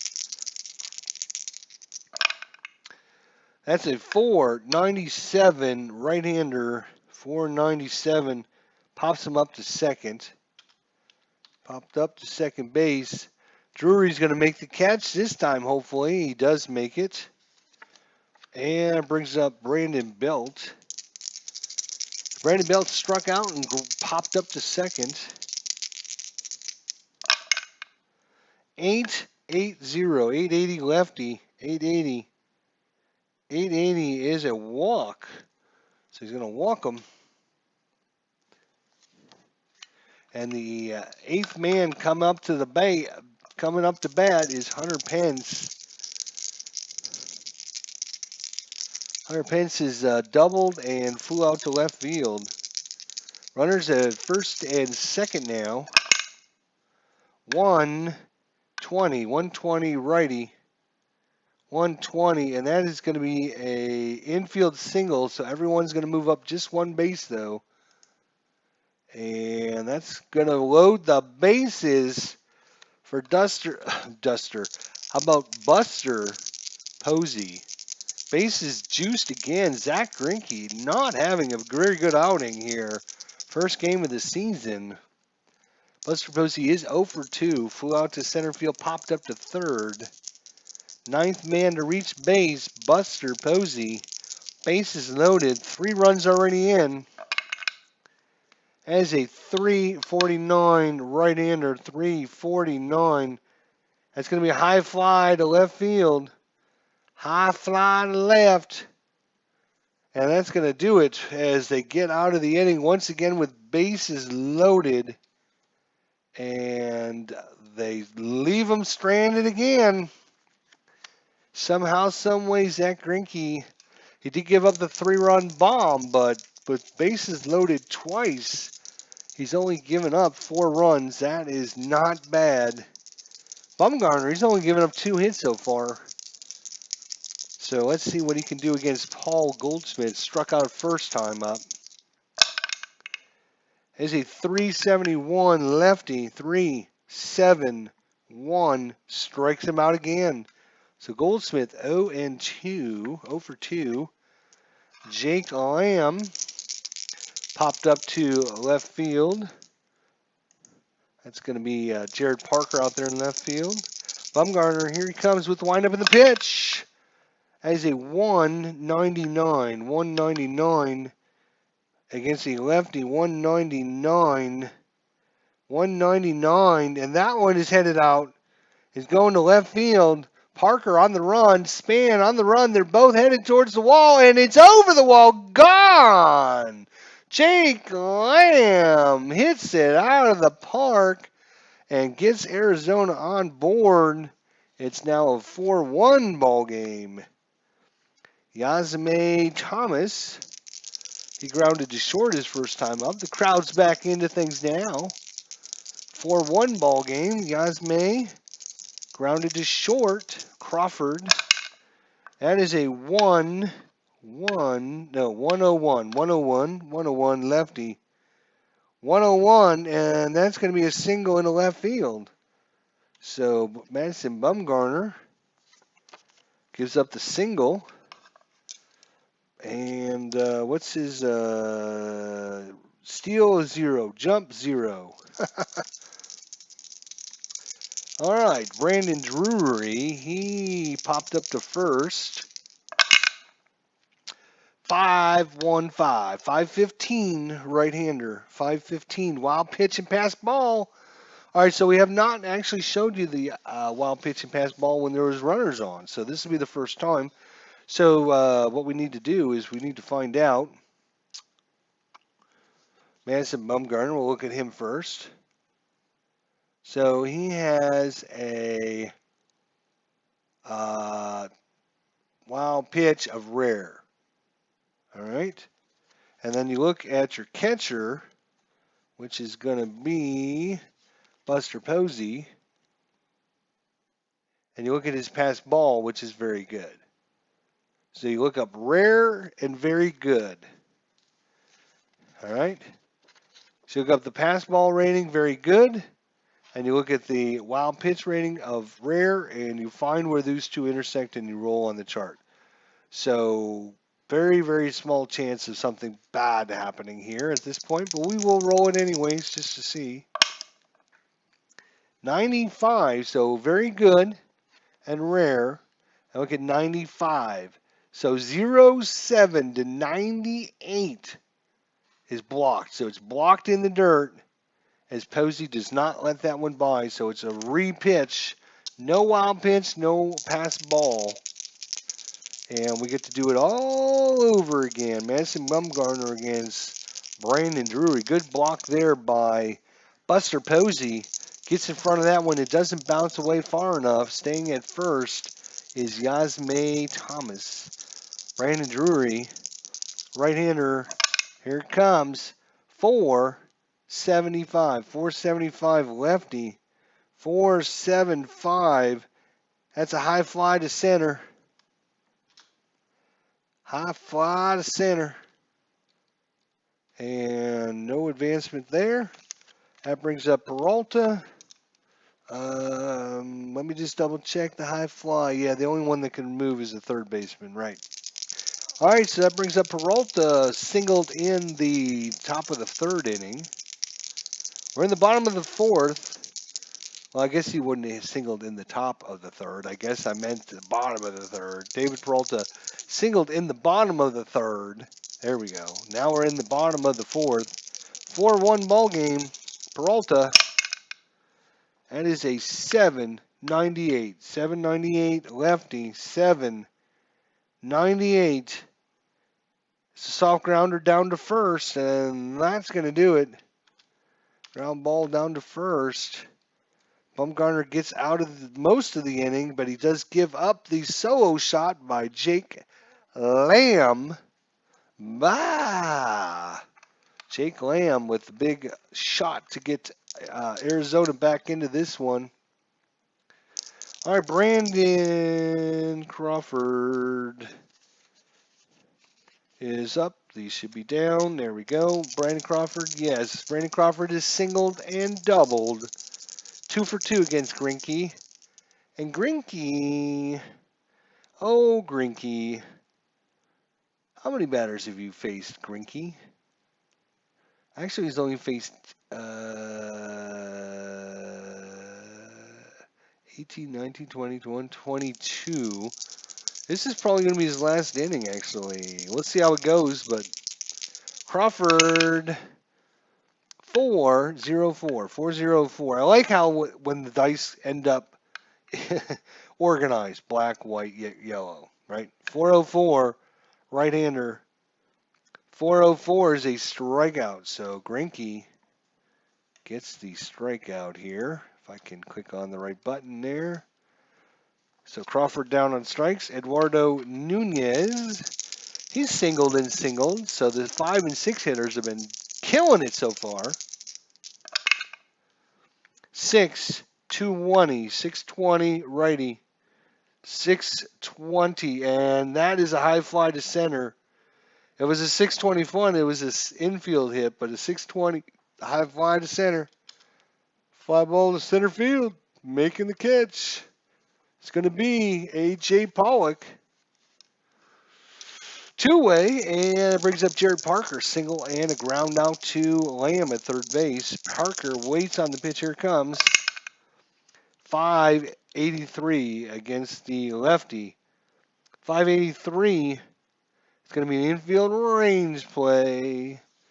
Infield range play. There's the outfielder, where the infielder chart's never far behind. There we are. So, Jared Parker against the right-hander is going to be an SP. So he's an LSP. And we roll 2 dice there. 16 on an RSP. No, an LSP. Sorry, LSP. And 16. That's a first baseman. It's a line drive to the first baseman. So the first baseman is Paul Goldschmidt. He's got a range of D. So we're going to look at the D chart here. And it was a line driver. So 0 to 69 is going to be a leaping grab. And that is a 0-3 as Goldschmidt leaps up, grabs that one out of the air. That's what I'm talking about. What I'm talking about, there is a lot more depth and detailed this, but at least you can, each one of these plays, you can figure, okay, it's either a leaping grab or it's going to be over the glove, so you can know what happened. It's not just simply an out, right? So there is some extra complexity, but you might like the extra complexity. So he's going to leap up and make the catch there, a line driver. That's a liner right at the Goldsmith at first base. And that is that. So we go to the bottom of the fifth. Still 4-1 ball game. Jeff Mathis singled in the third inning. And let's see, where's this is we're in the fifth, and Bumgarner hasn't even faced. He's only faced 17 batters. This is his 17th batter. Good Lord. All right. Mathis, that is a 0.68. So 68 versus a lefty. And 68 is going to be a liner to short. So a liner to short. Out. And that brings up the pitcher spot, but I think Greinke is going to be done. And coming in to pinch hit is going to be boom, boom, boom, boom, boom, boom, boom, boom, boom, boom. I think it's going to be Chris Iannetta is going to come in.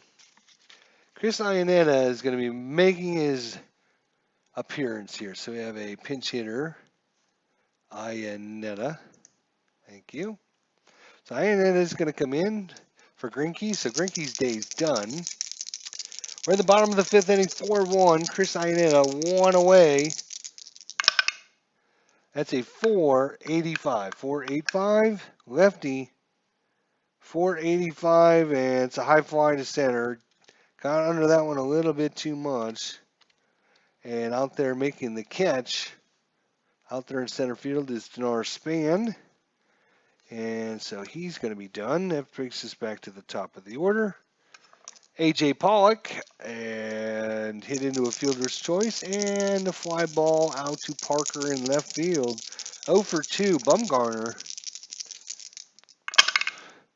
That is a 641 righty. 641, and that is going to be a high fly to center field. So another easy out by Bumgarner. And that's going to do it for the Diamondbacks here. And we need to bring in a new pitcher. So we got a lefty coming up, then probably Bumgarner who bats right-handed, and then another lefty. So we do have a few men in the bullpen. And it looks like the lefty, Jorge De La Rosa. Jorge De La Rosa is going to come in. So new pitcher. De La Rosa. It doesn't look like he's in, so hang on a second. I've got to go back there. Lineup manager, add a player. Last name.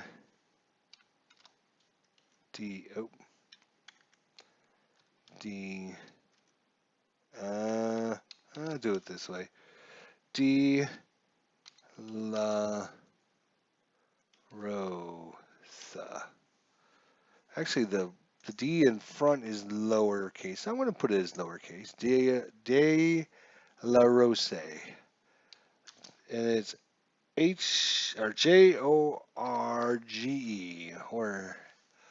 Jorge. And he is a lefty. Hopefully this won't screw the system again. Save the roster. Okay, now switch back. New pitcher. De La Rosa, you're going to come in and bat ninth, right? Ninth? Yes. Okay. All right, so Jorge De La Rosa, the lefty, against Joe Panik. Joe Panik, so far, big hit of the game goes to Joe Panik. 3-run home run in the fourth. 3 RBIs. Joe Panik against Jorge De La Rosa. 7.85 lefty. 785. Uh-oh. That's a deep fly. Joe Panic.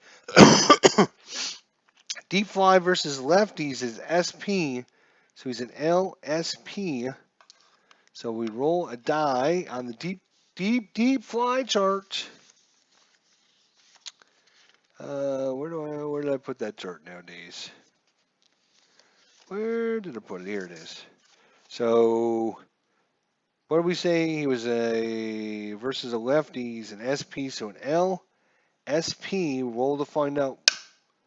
It's an 8. So LSP and 8 is LC, left center. Oops. So left center, no win, 13. We need a 13 if you want a homer here, Joe Panic. You have what kind of power versus lefties is just fair. Fair power. You need a 13. That's going to be an 82 or higher. 82 or higher, 65. And it's just going to be a fly ball out to...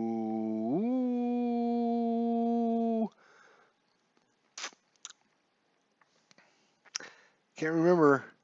Left center, I think. So we're just going to call that a center fielder. That's fine. So fly ball to center. Center. So Panic gives another one a ride, but it doesn't quite make it out. Bumgarner's going to pitch. He's got plenty of strength left.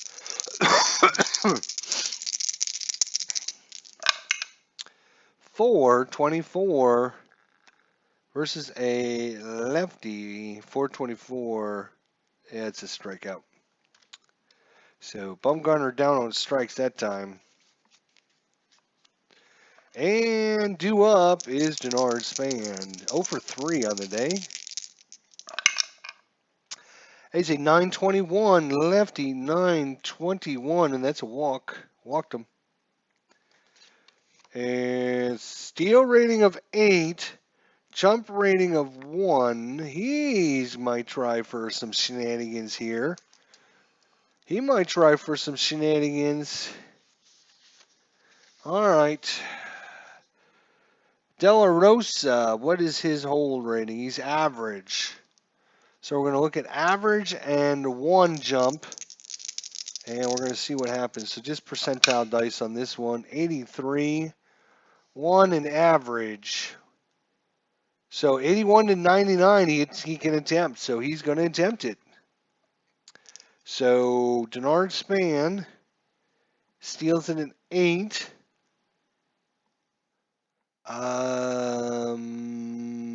I believe the +2 gets added to that, so he's up to 10.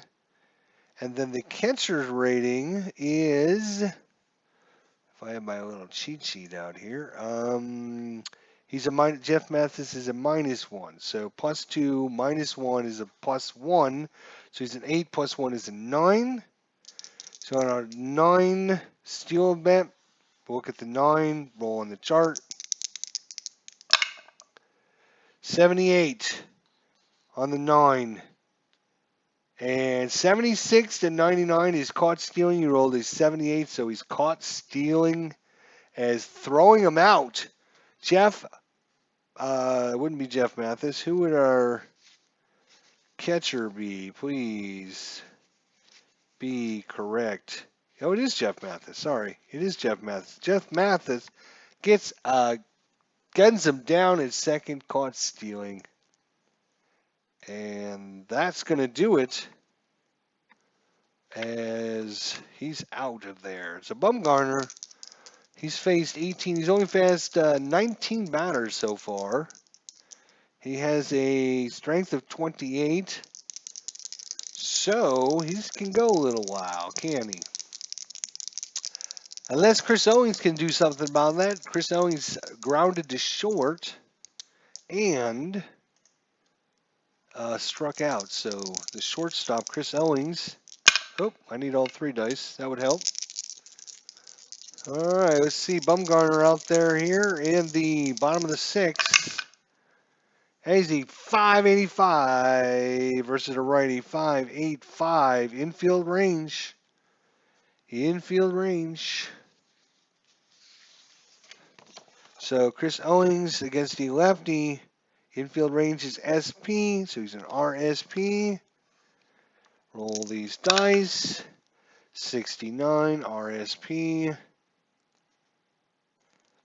It's going to be in the hole to short. The shortstop, Crawford, he has a range of D. So range of D in the hole to the shortstop, in the hole to the short. That is a 34 D, 34 in the hole. In the hole. No, that's up the middle. Where's in the hole? Here's in the hole. We rolled, what do we roll? 34. So 15 to 69 is a diving stop. So good diving stop out there by Brandon Crawford. He throws from his knees, makes the catch. And you got to click on the right one. Hello. There we go. Grounded to short. Brandon Crawford makes a good stop out there. That brings up Paul Goldschmidt. One away. Goldschmidt, 2 strikeouts so far. 673 right-hander. 673. It's high fly to right. And that's going to be the second out. Goldschmidt not having a very good game here. That brings up Jake Lamb. Homered in the 4th inning. Let's see if we can do it again here in the 6th. That is a 135 lefty. 135 lefty. Not this time. 135 is going to be a hard ground ball to second. Making the good play out there is Panic, and he's going to throw it over to Brandon Belt. And that's going to be a 1-2-3 inning for Madison Bumgarner.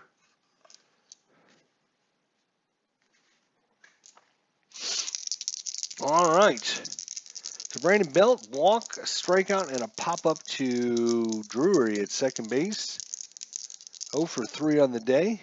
4-1 ball game, top of 7. Jorge De La Rosa, he's faced 3 batters, got 3 outs. Well, he gave up a walk, but then he was caught stealing, so, you know, whatever. So he's only faced 3 batters, so against Brandon Belt, he'll stay in there.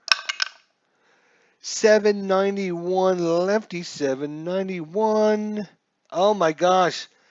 758 to 790 is a deep fly. 791, which is what he rolled, is a strike 3. So couldn't catch up to that fastball. Brandon Belt down on strikes. Hunter Pence, fly ball out to Thomas in left field. A single and a double. 2 for 3. Has a 198 lefty. 198. And that's going to be a single out into left field. Thomas lets that one fall in front of him.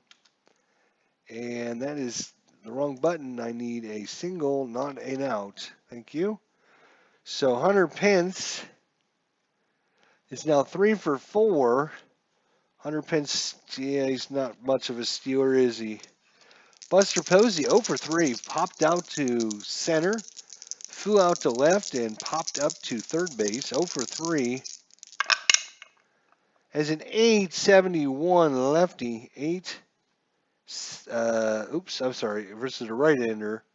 871. 871 is going to be a walk. 871 is a walk. So runners at first and second with 1 away.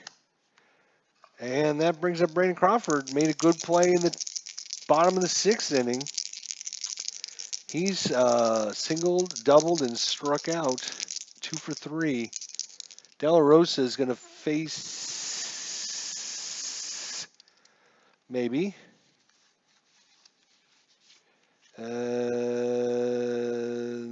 La Rosa. Oh, De La Rosa, what are you wishing to do? De La Rosa's out. Andrew Chaffin's going to come in. Let's see here. Lineup manager. Chaffin. Nope.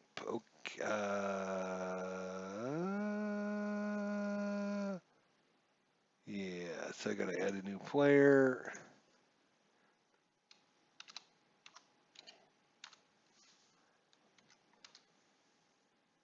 Chaffin. Andrew. He is also a lefty. Lefty. Okay. Okay. Oops. Go back in and save the roster. All right. Okay. Now I'll switch back over. And new pitcher is going to come in. Chaffin batting ninth. And away we go. Brandon Crawford, runners at first and second. He can face how many people? 7 people? Okay. All right, here we go. 2 for 3 is Crawford. As a 236 left-hander, that's going to be trouble. That's going to be a single. 236. And a single. And coming to score will be Pence. Posey will stop at second. So San Francisco takes a 5-1 lead. Still runners at first and second here. Eduardo Nunez 2 for 3 with 2 singles. The 5, 6, 7 hitters, 5, 6, 7, and 8 are actually killing it. Woof. 193 lefty. That's a hard grounder down to third, and that's going to be a double play to end it. That's going to be your 5-4-3 double play. 5-4-3. And they get another run, but that's all they can manage. Bumgarner coming out to face off here in the bottom of the 7th. Everyone gets to stretch. Yasmay Thomas singling a ground out. Bumgarner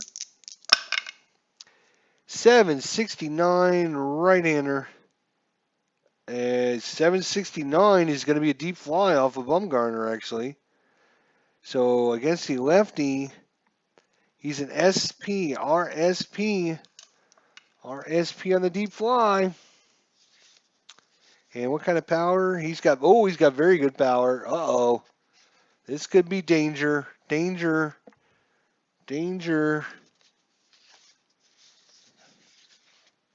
That's the infield chart. Where the hell is the outfield? Oh, here's the outfield chart. Duh.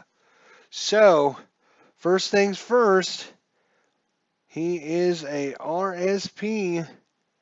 Let's find out which location is a 2. RSP 2 is LF, left field. Left field, no win. He needs a 9. He's got very good power. He needs a 9, 48 or higher.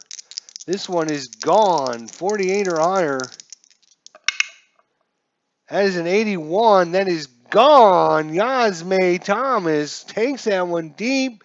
Going, gone. They get the run right back that they gave up in the top of the 7th. It's a 5-2 ball game. Brandon Drury 0 for 2. 601 right-hander, 601. Infield range. So infield range play. So infield range play. He's a P. He's an RP. RP 33. RP 33 is going to be an in the gap to the fielder's the center fielder. Into the gap, into the sorry. We're going to be testing the center fielder here. It's in the gap, Jannard Span. He's got a range of H, not great. In the gap, 0 to 29. He'll make the catch. 63. That's going to the wall. That was in the gap, going to the wall, and going to the wall says line drive ripped into the gap, goes all the way to the wall. Batter safe at second with a double. That one's in there for a double, so Bumgarner gives up the home run and now the double. And that brings up David Peralta. He's coming up on his 28th hitter. Peralta. 273, lefty. 273. That's a routine ground ball down to first. Routine grounder down to first. And advancing to third will be Drury. So one away, runner at third. Defense will come in. Madison Bumgarner, and this might.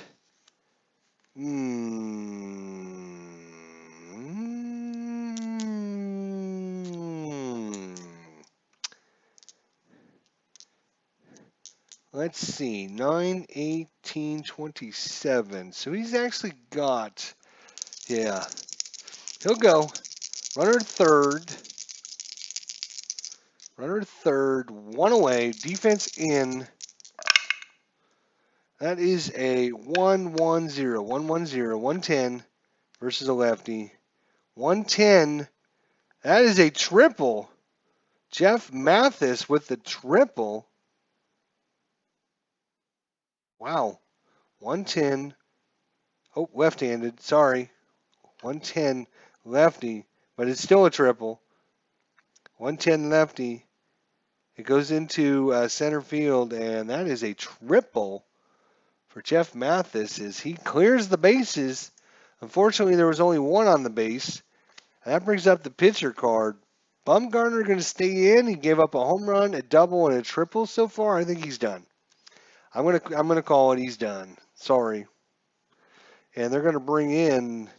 I broke the wall and the wall won. I fought the law and the law won. Yep. It looks like Derek Law is gonna come in. So let's add him to the team first. Make sure he doesn't have one. Add player. Law. Derek. He's a righty. Okay. And save. And okay. Switch back over. We got a new pitcher coming in.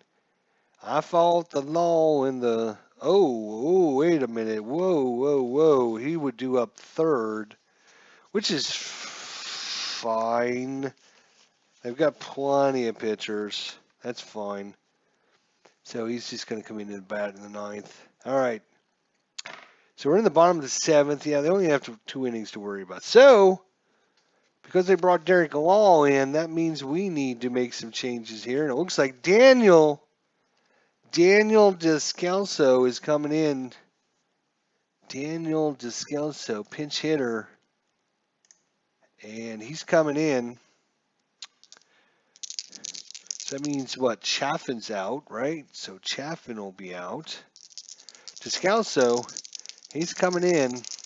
Runner at third, 1 run in, 2 runs in. It's a 5-3 ball game. Descalso represents the tying run after as dominant as Madison Bumgarner's been. If Daniel Descalso, although he only has fair power, so not a very good chance, but still, you never know. 654, 654 lefty. 6, that's a single. 654 is a single. And that's going to drive in another run. As Descalso does it once again. So, Descalso, what's your steal? He's a 4. We get a +0 there. And Posey, what was Posey? Is a -1. So, yeah, you're going to need pretty good against Buster Posey. That's for damn sure. All right, so runner first. 3 runs in. It's a 5-4 ball game. Believe it or not, Arizona's been hanging around, just hanging around. 673. Right-hander, 673. Uh-oh. That is another single. So Derek Wall has come in and given up back-to-back singles. Descalso will move. What's his speed? He only runs at 1, so he's only going to make 1 base. So A.J. Pollock gets his first hit of the ball game. And there's 2 men on. The tying run is in scoring position for Chris Owings. There's only 1 out in this inning. Arizona they're making a dive at this. 383 versus a right-hander, 383. And that's a double. And that's going to clear the bases. Maybe not. A.J. Pollock, what's your run rating? He's only a 1. Damn. So he's going to stop at third. We could send him home on the choice. I don't think you do it on the double, though. So with only 1 out, Descalso comes in to score, ties the ball game up. Moving to third will be Pollock on the double by Owings. And that's going to be it for Derek Law. He didn't make it very long, did he now? I think. How many got left in here?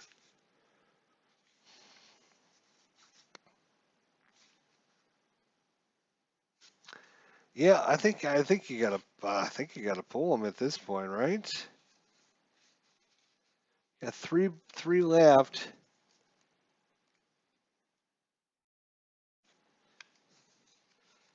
You know what? Now it came out. I think we will leave him in because he's due up third. You got a righty, a lefty, and a righty. Right now we're tied. You have to keep your. You got to keep your. You got to keep your pitchers available in case they go extra innings. So Paul Goldsmith, Leonard's at second and third, and 1 out. So defense will come in. They don't want the winning run to come in.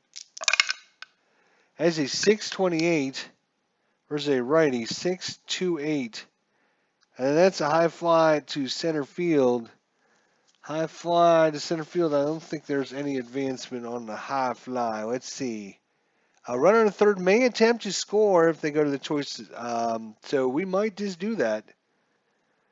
So the coach's choice chart. Runner at third is A.J. Pollock. His run rating is a 1. That's not great. Let's see what his chance would be. So he'd be safe on a 0 to 45, so about a 45% chance. There's other, there might be a collision, there might be an error.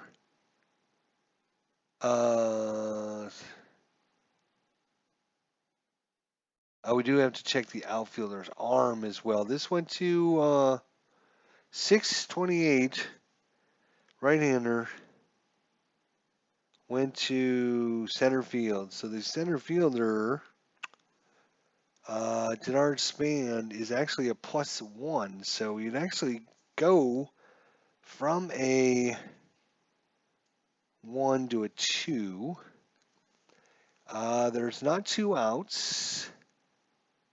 Yeah, we're going to try it. So, yeah, we're going to try it. So it's a fly ball out. You got the coach's chart. You're going to try to advance. You're going to take the outfielder's arm, add or subtract it from the. Then if there's 2 outs, you add 1. If you're trying for third on a hit to the outfield, subtract 1. If it's head to left field, blah blah blah. If the infield's in, if it's a hit and run play, so he's actually a 2. So basically, 0 to 56. He will make it. And then there's possible error on 57 to 61. So,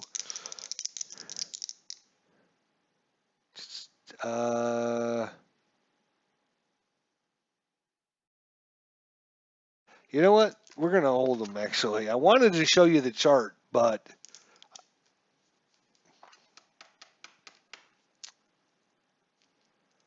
Do I want to? Yeah, we're gonna send them. Goddamn, we're gonna send them. Go. 66. Okay, well, 66 says cut down at the plate. So it's going to be a fly ball to center.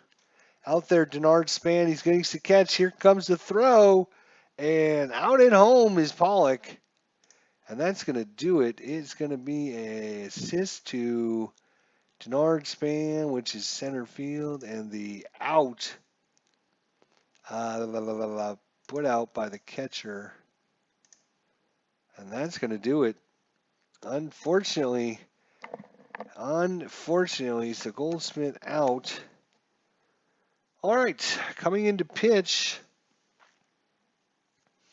God, don't have very many pitchers left here, do we? We got three. Righty, they're all right-handers. So it looks like it's going to be Wilhelmsons, but I have to add him into the cancel lineup here. Add player.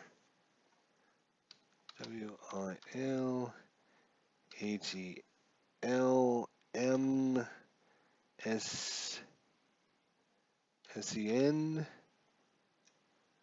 Tom. He is a righty. Okay. Save. Okay. Switch. New pitcher. Wilhelmsen. And he'll be at 9th. Sure. All right. So Jared Parker against Wilhelmsen. Righty lefty matchup here. Parker is 1 for 3. We got a tie ball game 5-5 as Arizona puts up 4 runs in the 7th inning. 206 right-hander, 206. And that is a home run by Jared Parker. 202 to 216 versus a right-hander. That one is gone. And this game did not stay tied for long. Jared Parker deposits that one out into right center field. Speaking of home runs, Joe Panic, 3-run home run in the 4th inning. Oop, foul ball. As I missed it. Joe Panic. That is a 355 righty, 355. That's a triple by Joe Panic, 355 versus a righty. And just like that, they have got something going on here. That brings up the pitcher spot.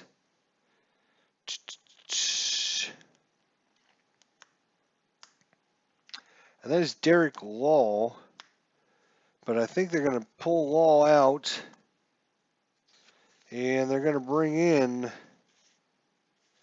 the lefty, Connor Gillespie. So, pinch hitter, Gillespie, okay. So Connor Gillespie is going to come in and pinch hit against Tom Wilhelmsen. Runner at third, defense will play in. That's a 104 lefty, 104 righty, 104 righty. And that is going to be a hard ground ball. 98 to 174 is a hard ground ball, 104. So the reason I bring that up is because on the hard ground balls, if you're playing the defense in, any fielder who's playing in must resolve a hard ground ball by rolling the dice. So because it's a hard ground ball, we have to find out whether or not he gets to it or not. It's a 66. We look at 66. If 51 to 99, a hard grounder, runner at third base holds, other runners advance to an empty base, batter out at first. So, good play there on the hard grounder to, I think it went to third. I don't remember. It doesn't really matter. No, it does not matter, but it went to second base. So a good play there by your second baseman, Brandon Drury. He's going to hold the runner and make the diving stop on the ground ball. Ground ball out, and Panic stays. That's the first out, and Connor Gillespie hit it hard. Just hit it right at the opposing player. So one away, defensive lane again. Denard Span, 0 for 3 and a walk. That's an 890. 890 versus a lefty. 890. 890 is a walk. So he's going to walk him. So runners at first and third now. They could play back and go for the double play. 6-5 ball game. Brandon Belt they will play back and go for the double play. That is an 850 lefty. Brandon Belt, right? Yep. 850. 850. And that's another walk. He's not very good against left-handers. Wow. Walks, the base is loaded now. Well, I guess they will play back and go for the double play against Hunter Pence. Hunter Pence is 3 for 4, though. Single, single, double, fly out. That's a 695 right-hander. 695. That's a high fly to left.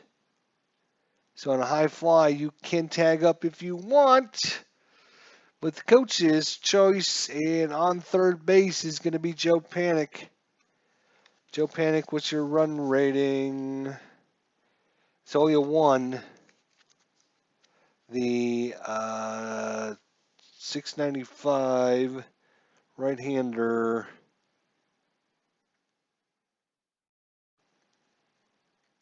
It's the left fielder. So the left fielder's arm rating out there.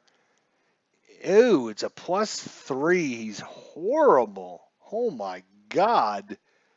So they will try and tag him up. They will try and tag him up. Oh my God. So he's a 1 +3 is a 4. So it's fly ball out there to Thomas. Yasmin makes the throw. It's a 44. And 0 to 48, he's in there standing up. So he's in there standing. So it's a fly ball out to left field. 7. Yasme, there's the guy to run on, and scores. Panic.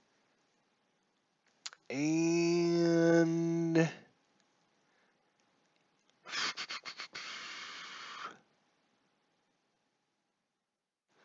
yeah, standing better is safe, standing up better, and all other runners hold. So you can't advance anyone else.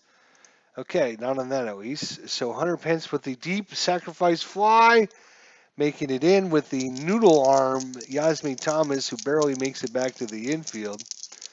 And runners at first and second now for Buster Posey. 2 runs in for San Francisco. 8-1-3 right-hander. 8-1-3. Uh-oh, that's a deep fly. 8-1-3. Buster Posey against right-hander. Deep fly, he's a P. So he's an RP with only fair power. Only fair power. All right. Let's get our deep chart out again here.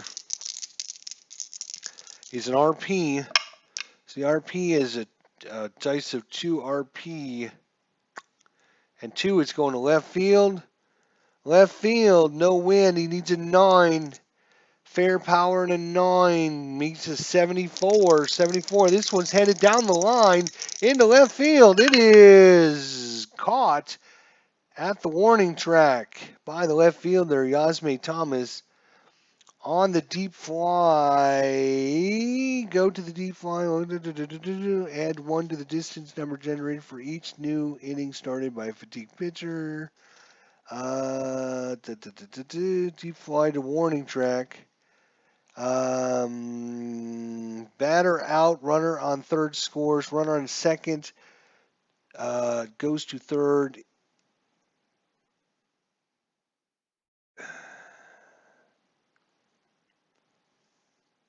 Runner on second to third.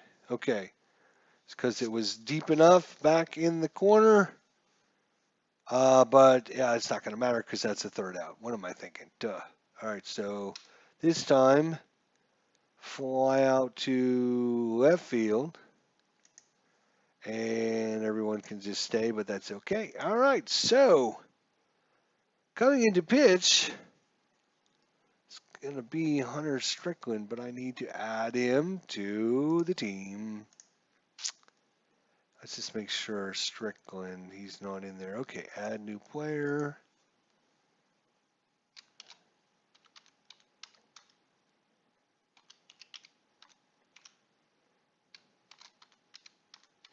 Hunter Strickland, Stricklandhunther. He's a right-hander.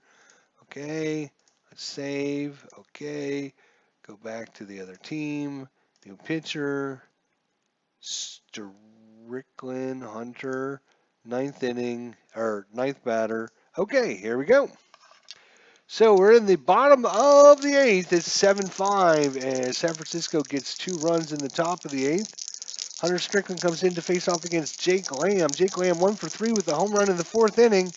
Here we go. D. Scott Howard's in the house. Al, Red Sox fans in the house.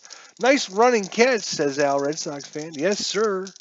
Here we go. It is a 7:35. 7:35 versus a left-hander. 7:35. It's a soft grounder to short.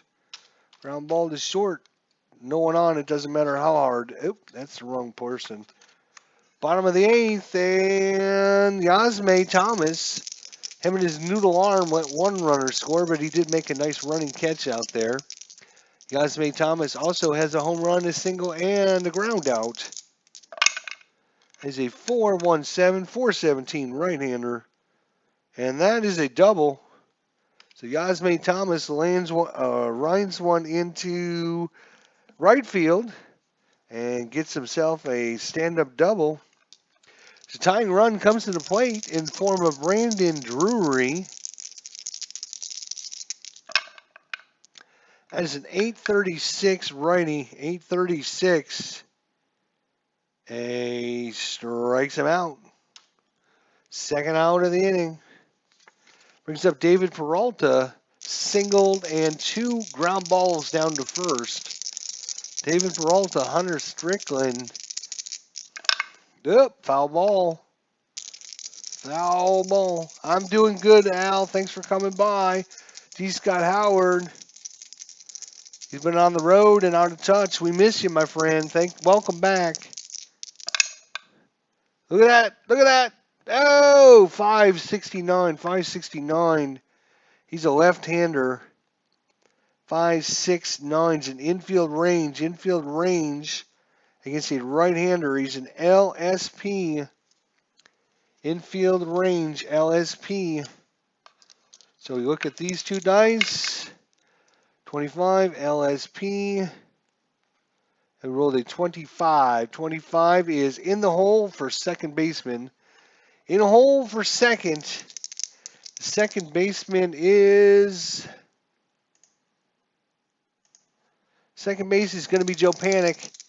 He's got a range of F. Not very good. In the hole, an F. 0 to 49. It looks like he'll get him. Let's see what his roll. 91. That's not going to be either.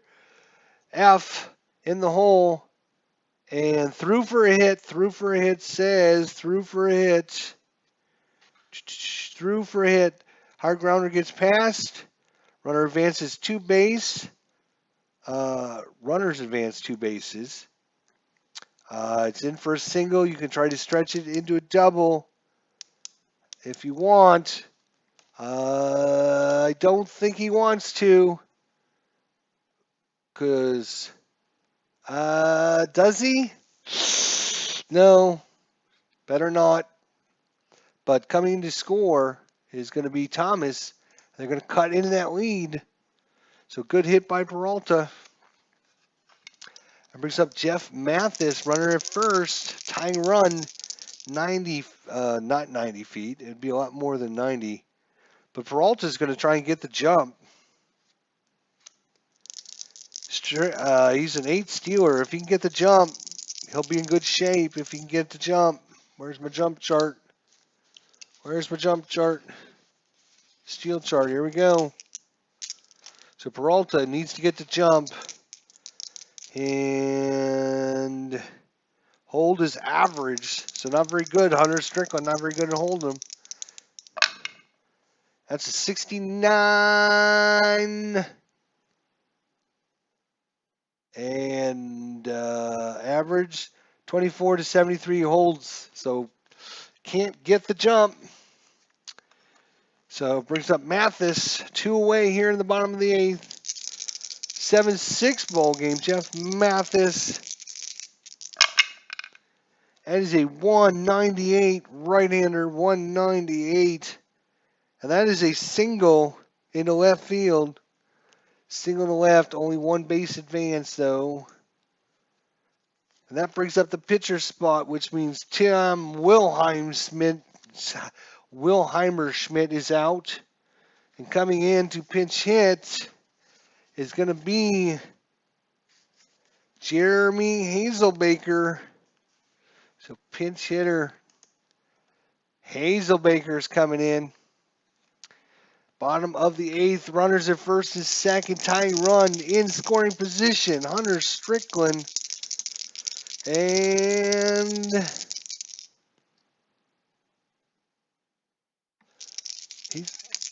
Hunter Strickland trying to get this last out for San Francisco. That is a 961 left-hander. 961. He's going to walk him. Does that make the bases loaded? I think it does. It does load the bases. And Hazelbaker will be out. That's going to bring the top of the lineup up. I got a righty, righty, and righty. So Strickland's out. And looks like they're going to their closer right now here with 2 away in the 8th inning. Mark Melancon. So new, oh shoot, I got to add him into the system though. Hang on. Lineup manager. And Melancon, I don't think he's, nope, okay, so I got to add him in. Melancon. And that's Mark. They're going to try and get a, he's a right-hander, sure. Let's save it. Okay. Let's go back. New pitcher. And I guess he's going to bat in the 9th position. All right. They're going to need a, what is it, a 4-out save out of this guy. Runner at bases loaded. What am I thinking? A.J. Pollock. And this game hinges on this at-bat right here, right now. Ken Castro, my friend, what is going on? Oh, here we go. Mark Melancon versus A.J. Pollock.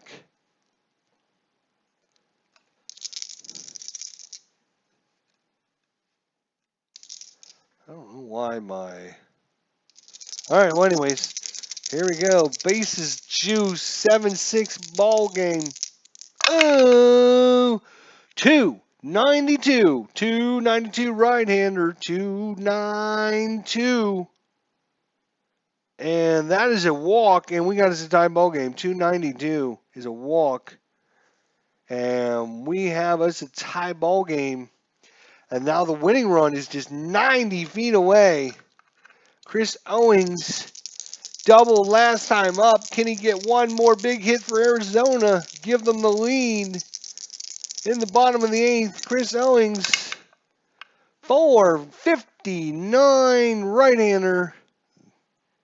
459 is a high fly ball. It's headed out there to center field. Dinar Span makes the catch, and that's going to do it. We got us a tie ball game once again. Who caught it? Center fielder. Thank you. And they leave the bases loaded in the bottom of the eighth inning. Brings up J.J. Hoover, but unfortunately, we got to add him into the game. Oh, no, cancel. Got to go in the lineup manager. Let's just make sure he's none in there. Hoover. Nope. Okay, add a player. Hoover. JJ? No. JJ. All right, JJ is a right-hander. Okay, save the roster. Hit OK. Switch back over. New pitcher. JJ Hoover. Go. All right. So JJ Hoover's got to buckle things down. We got a 7-7 ball game. It was 4-1. It was 4-0 at one point. Arizona stormed all the way back, tied the ball game up in the seventh inning, and San Francisco decided to get a couple runs, and Arizona decided to tie them up. Buster Posey can do something about this. 860 right-hander. Right-hander 860.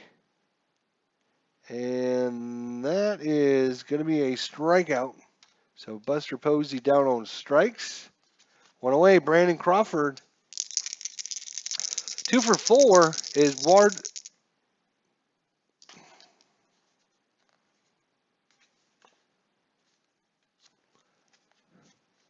Should be, that was Brandon Crawford actually. Sorry. It's Eduardo Nunez should be up. Sorry. My bad. I forgot to flip the card there. All right. So J.J. Hoover against Eduardo Nunez, 2 for 4.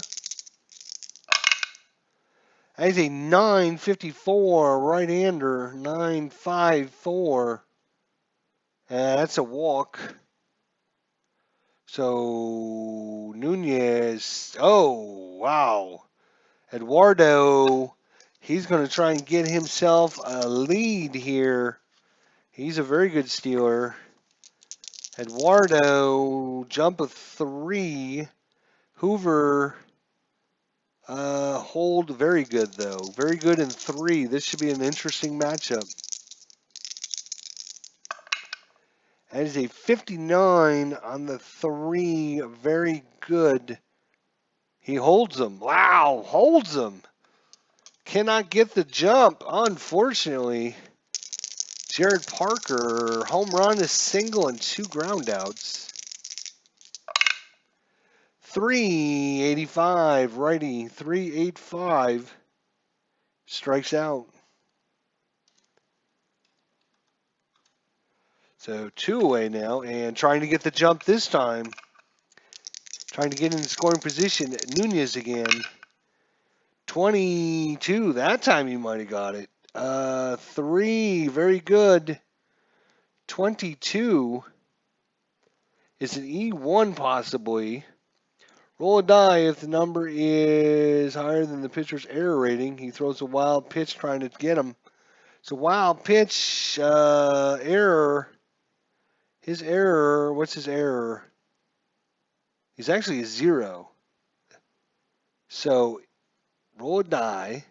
If the number is higher than the pitcher's error rating, he throws wild, attempting to pick him off and charged with an error. Are you kidding me? Oh my gosh, he threw it away. Trying to pick him off.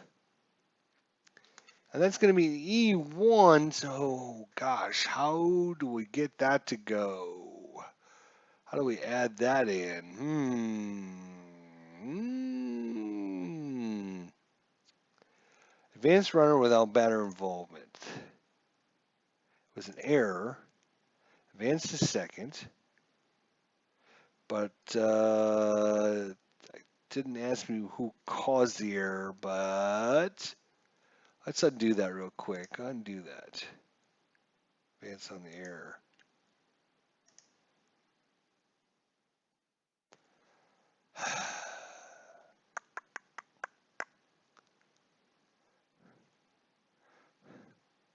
All right. Well, we know he's at second, so unless he strikes out we should be able to adjust it. No, that's not going to work because it was an error, right? So credit an error on the last play. There we go. Enable runner reached second because of an error. I say okay, and then okay, here we go. It was a error on the pitcher. There we go. Okay, let's see if that works.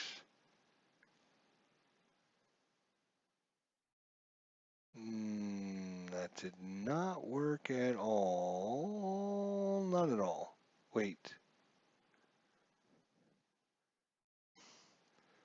No, that did not work either.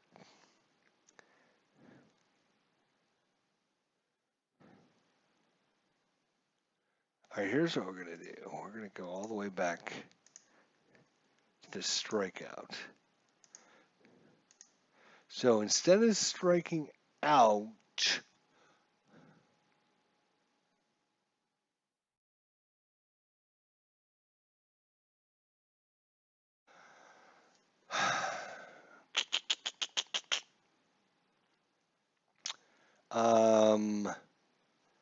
let's just say grounded to second, and then no, I can't put him up as a cancel that. Okay, hang on. Undo that. Undo. Damn it! How do I add him in as an error to move from first to second?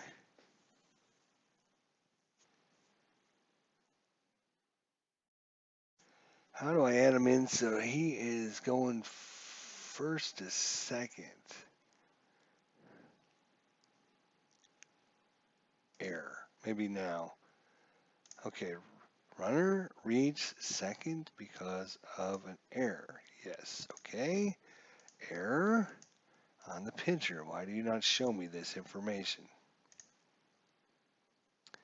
Doesn't show him on second. All right, well, anyways, he's then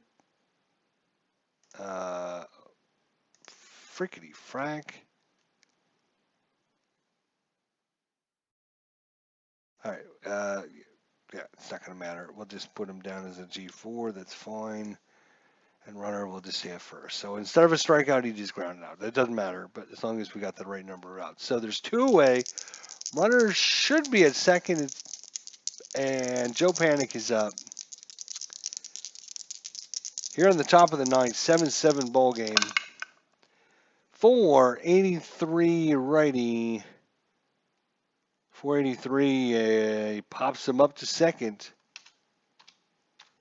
That's going to do it for the top of the ninth. We're either going to give you some free baseball or this one's a walk-off. Paul Goldschmidt can do it. He's 0 for 4. He's due for something big. Mark Melancon is here. 2 strikeouts, a fly ball out to right field, and a fly ball to center field. Let's see if Goldschmidt can do something magic. 828. Right-hander, 828. Strikes out for the third time. Jake Lamb, home run, and 1 for 4 with a home run. 231 right-hander. And that one is gone. 231 right-hander. And Jake Lamb with his second home run in the ballgame. 231. 226 to 249 is a home run off of Jake Lamb. And the second home run of the game for Jake Lamb, and the Arizona Diamondbacks come all the way back and win this one. Walking off. There you go. Arizona takes game number 1 in the 2017 season. Holy cow. Holy cow. What a game. I don't even know who wins and loses at this one. The loss goes to Mlancon. The win goes to J.J. Hoover. That's it. Boom. We're going to export this. San Francisco. Got to create this team. So San Francisco, we'll call them, what are we calling these guys? SFN. Opponent will be ARI. Home field is, see, they're in the National League West. Home field for San Francisco. Do I have to put that in? I don't know if I have to yet. Oh, yes. The hell is their field called? What a game. All I have to say is what a game. SF Giants home.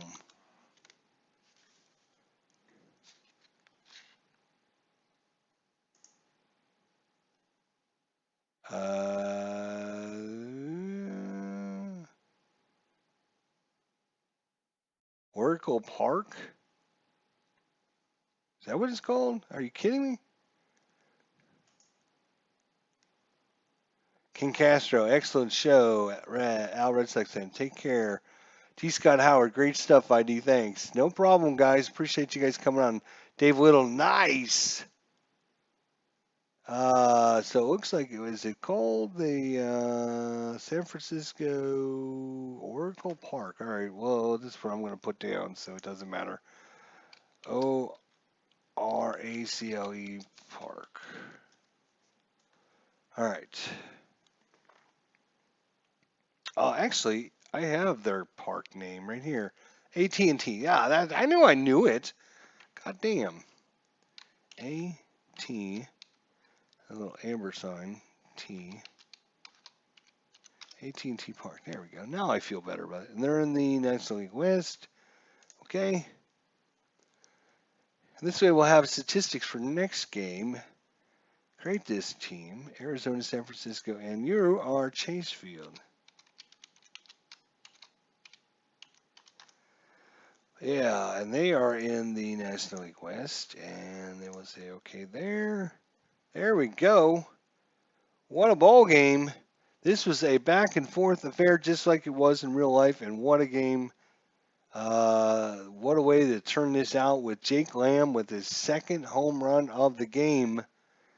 And Arizona down 4-0 at one point, and also down 4-0 and 5-1.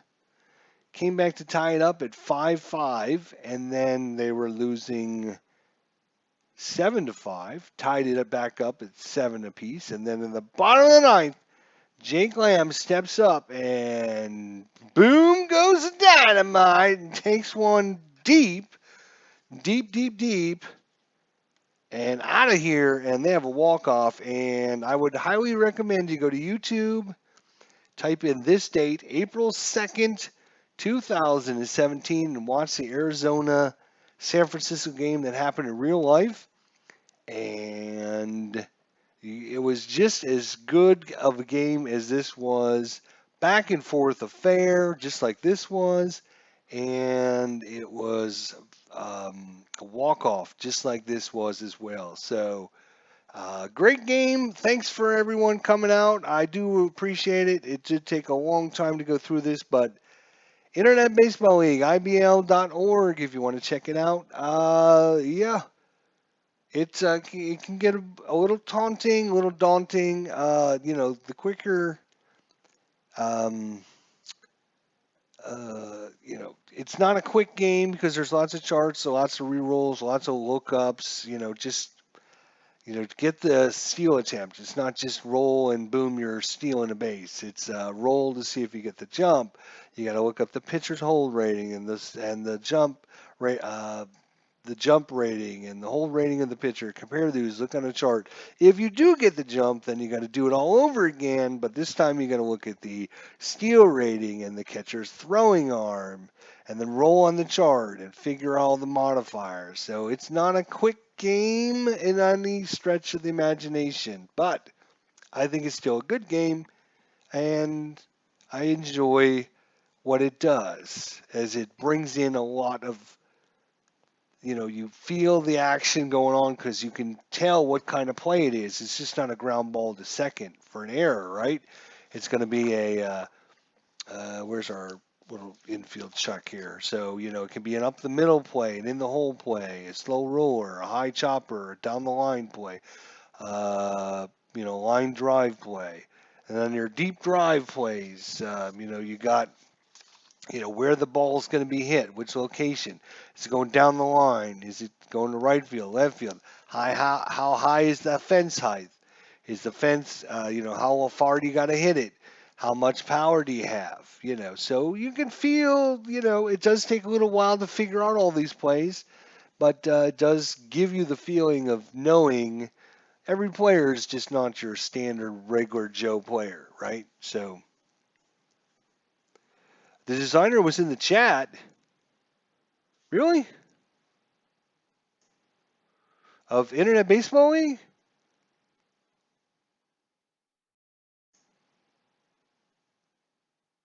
Oh, right. Yeah. He was in the chat last night from Deep Drive. Yes, which was really awesome of him. Yeah, Deep Dive. Right. Yeah, Deep Drive. Yeah. He actually emailed me today, so he said he's wanted to thank me for running the game last night, and I'm gonna be talking about that in another video. But yeah, it was really cool of him to come by, see the game, and so that was super super cool. So hopefully, let me check my email, and I might have a nice little announcement. Uh,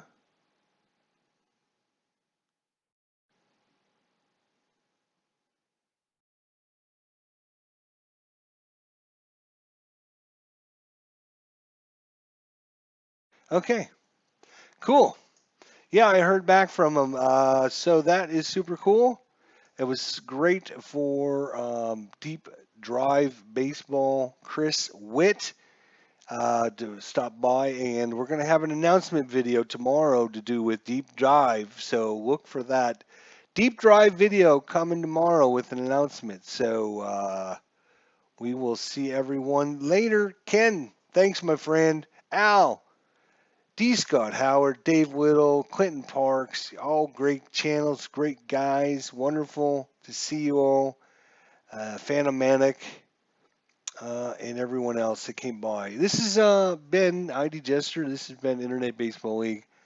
It's really interesting when you go from a game like Deep Drive yesterday, which is trying to streamline things and make the game go really fast, and then you play Internet Baseball League, which is not streamlined to go fast. And there's a million charts and a million rules and stuff, and just how different the games are. Yet they're still a baseball game. So you know, um, it depends on what you're looking for in your baseball game. If you if you don't mind how long the games take, more deep and complex games, you might find this more interesting than a simpler game. But if you don't want to take 2.5 hours to play a game, then this might not be the system for you, and something like Deep Drive might be better for you. So, anyways, I'm out of here. Have a good night, guys. We'll see you all tomorrow. Thanks, Ken. Take care, buddy.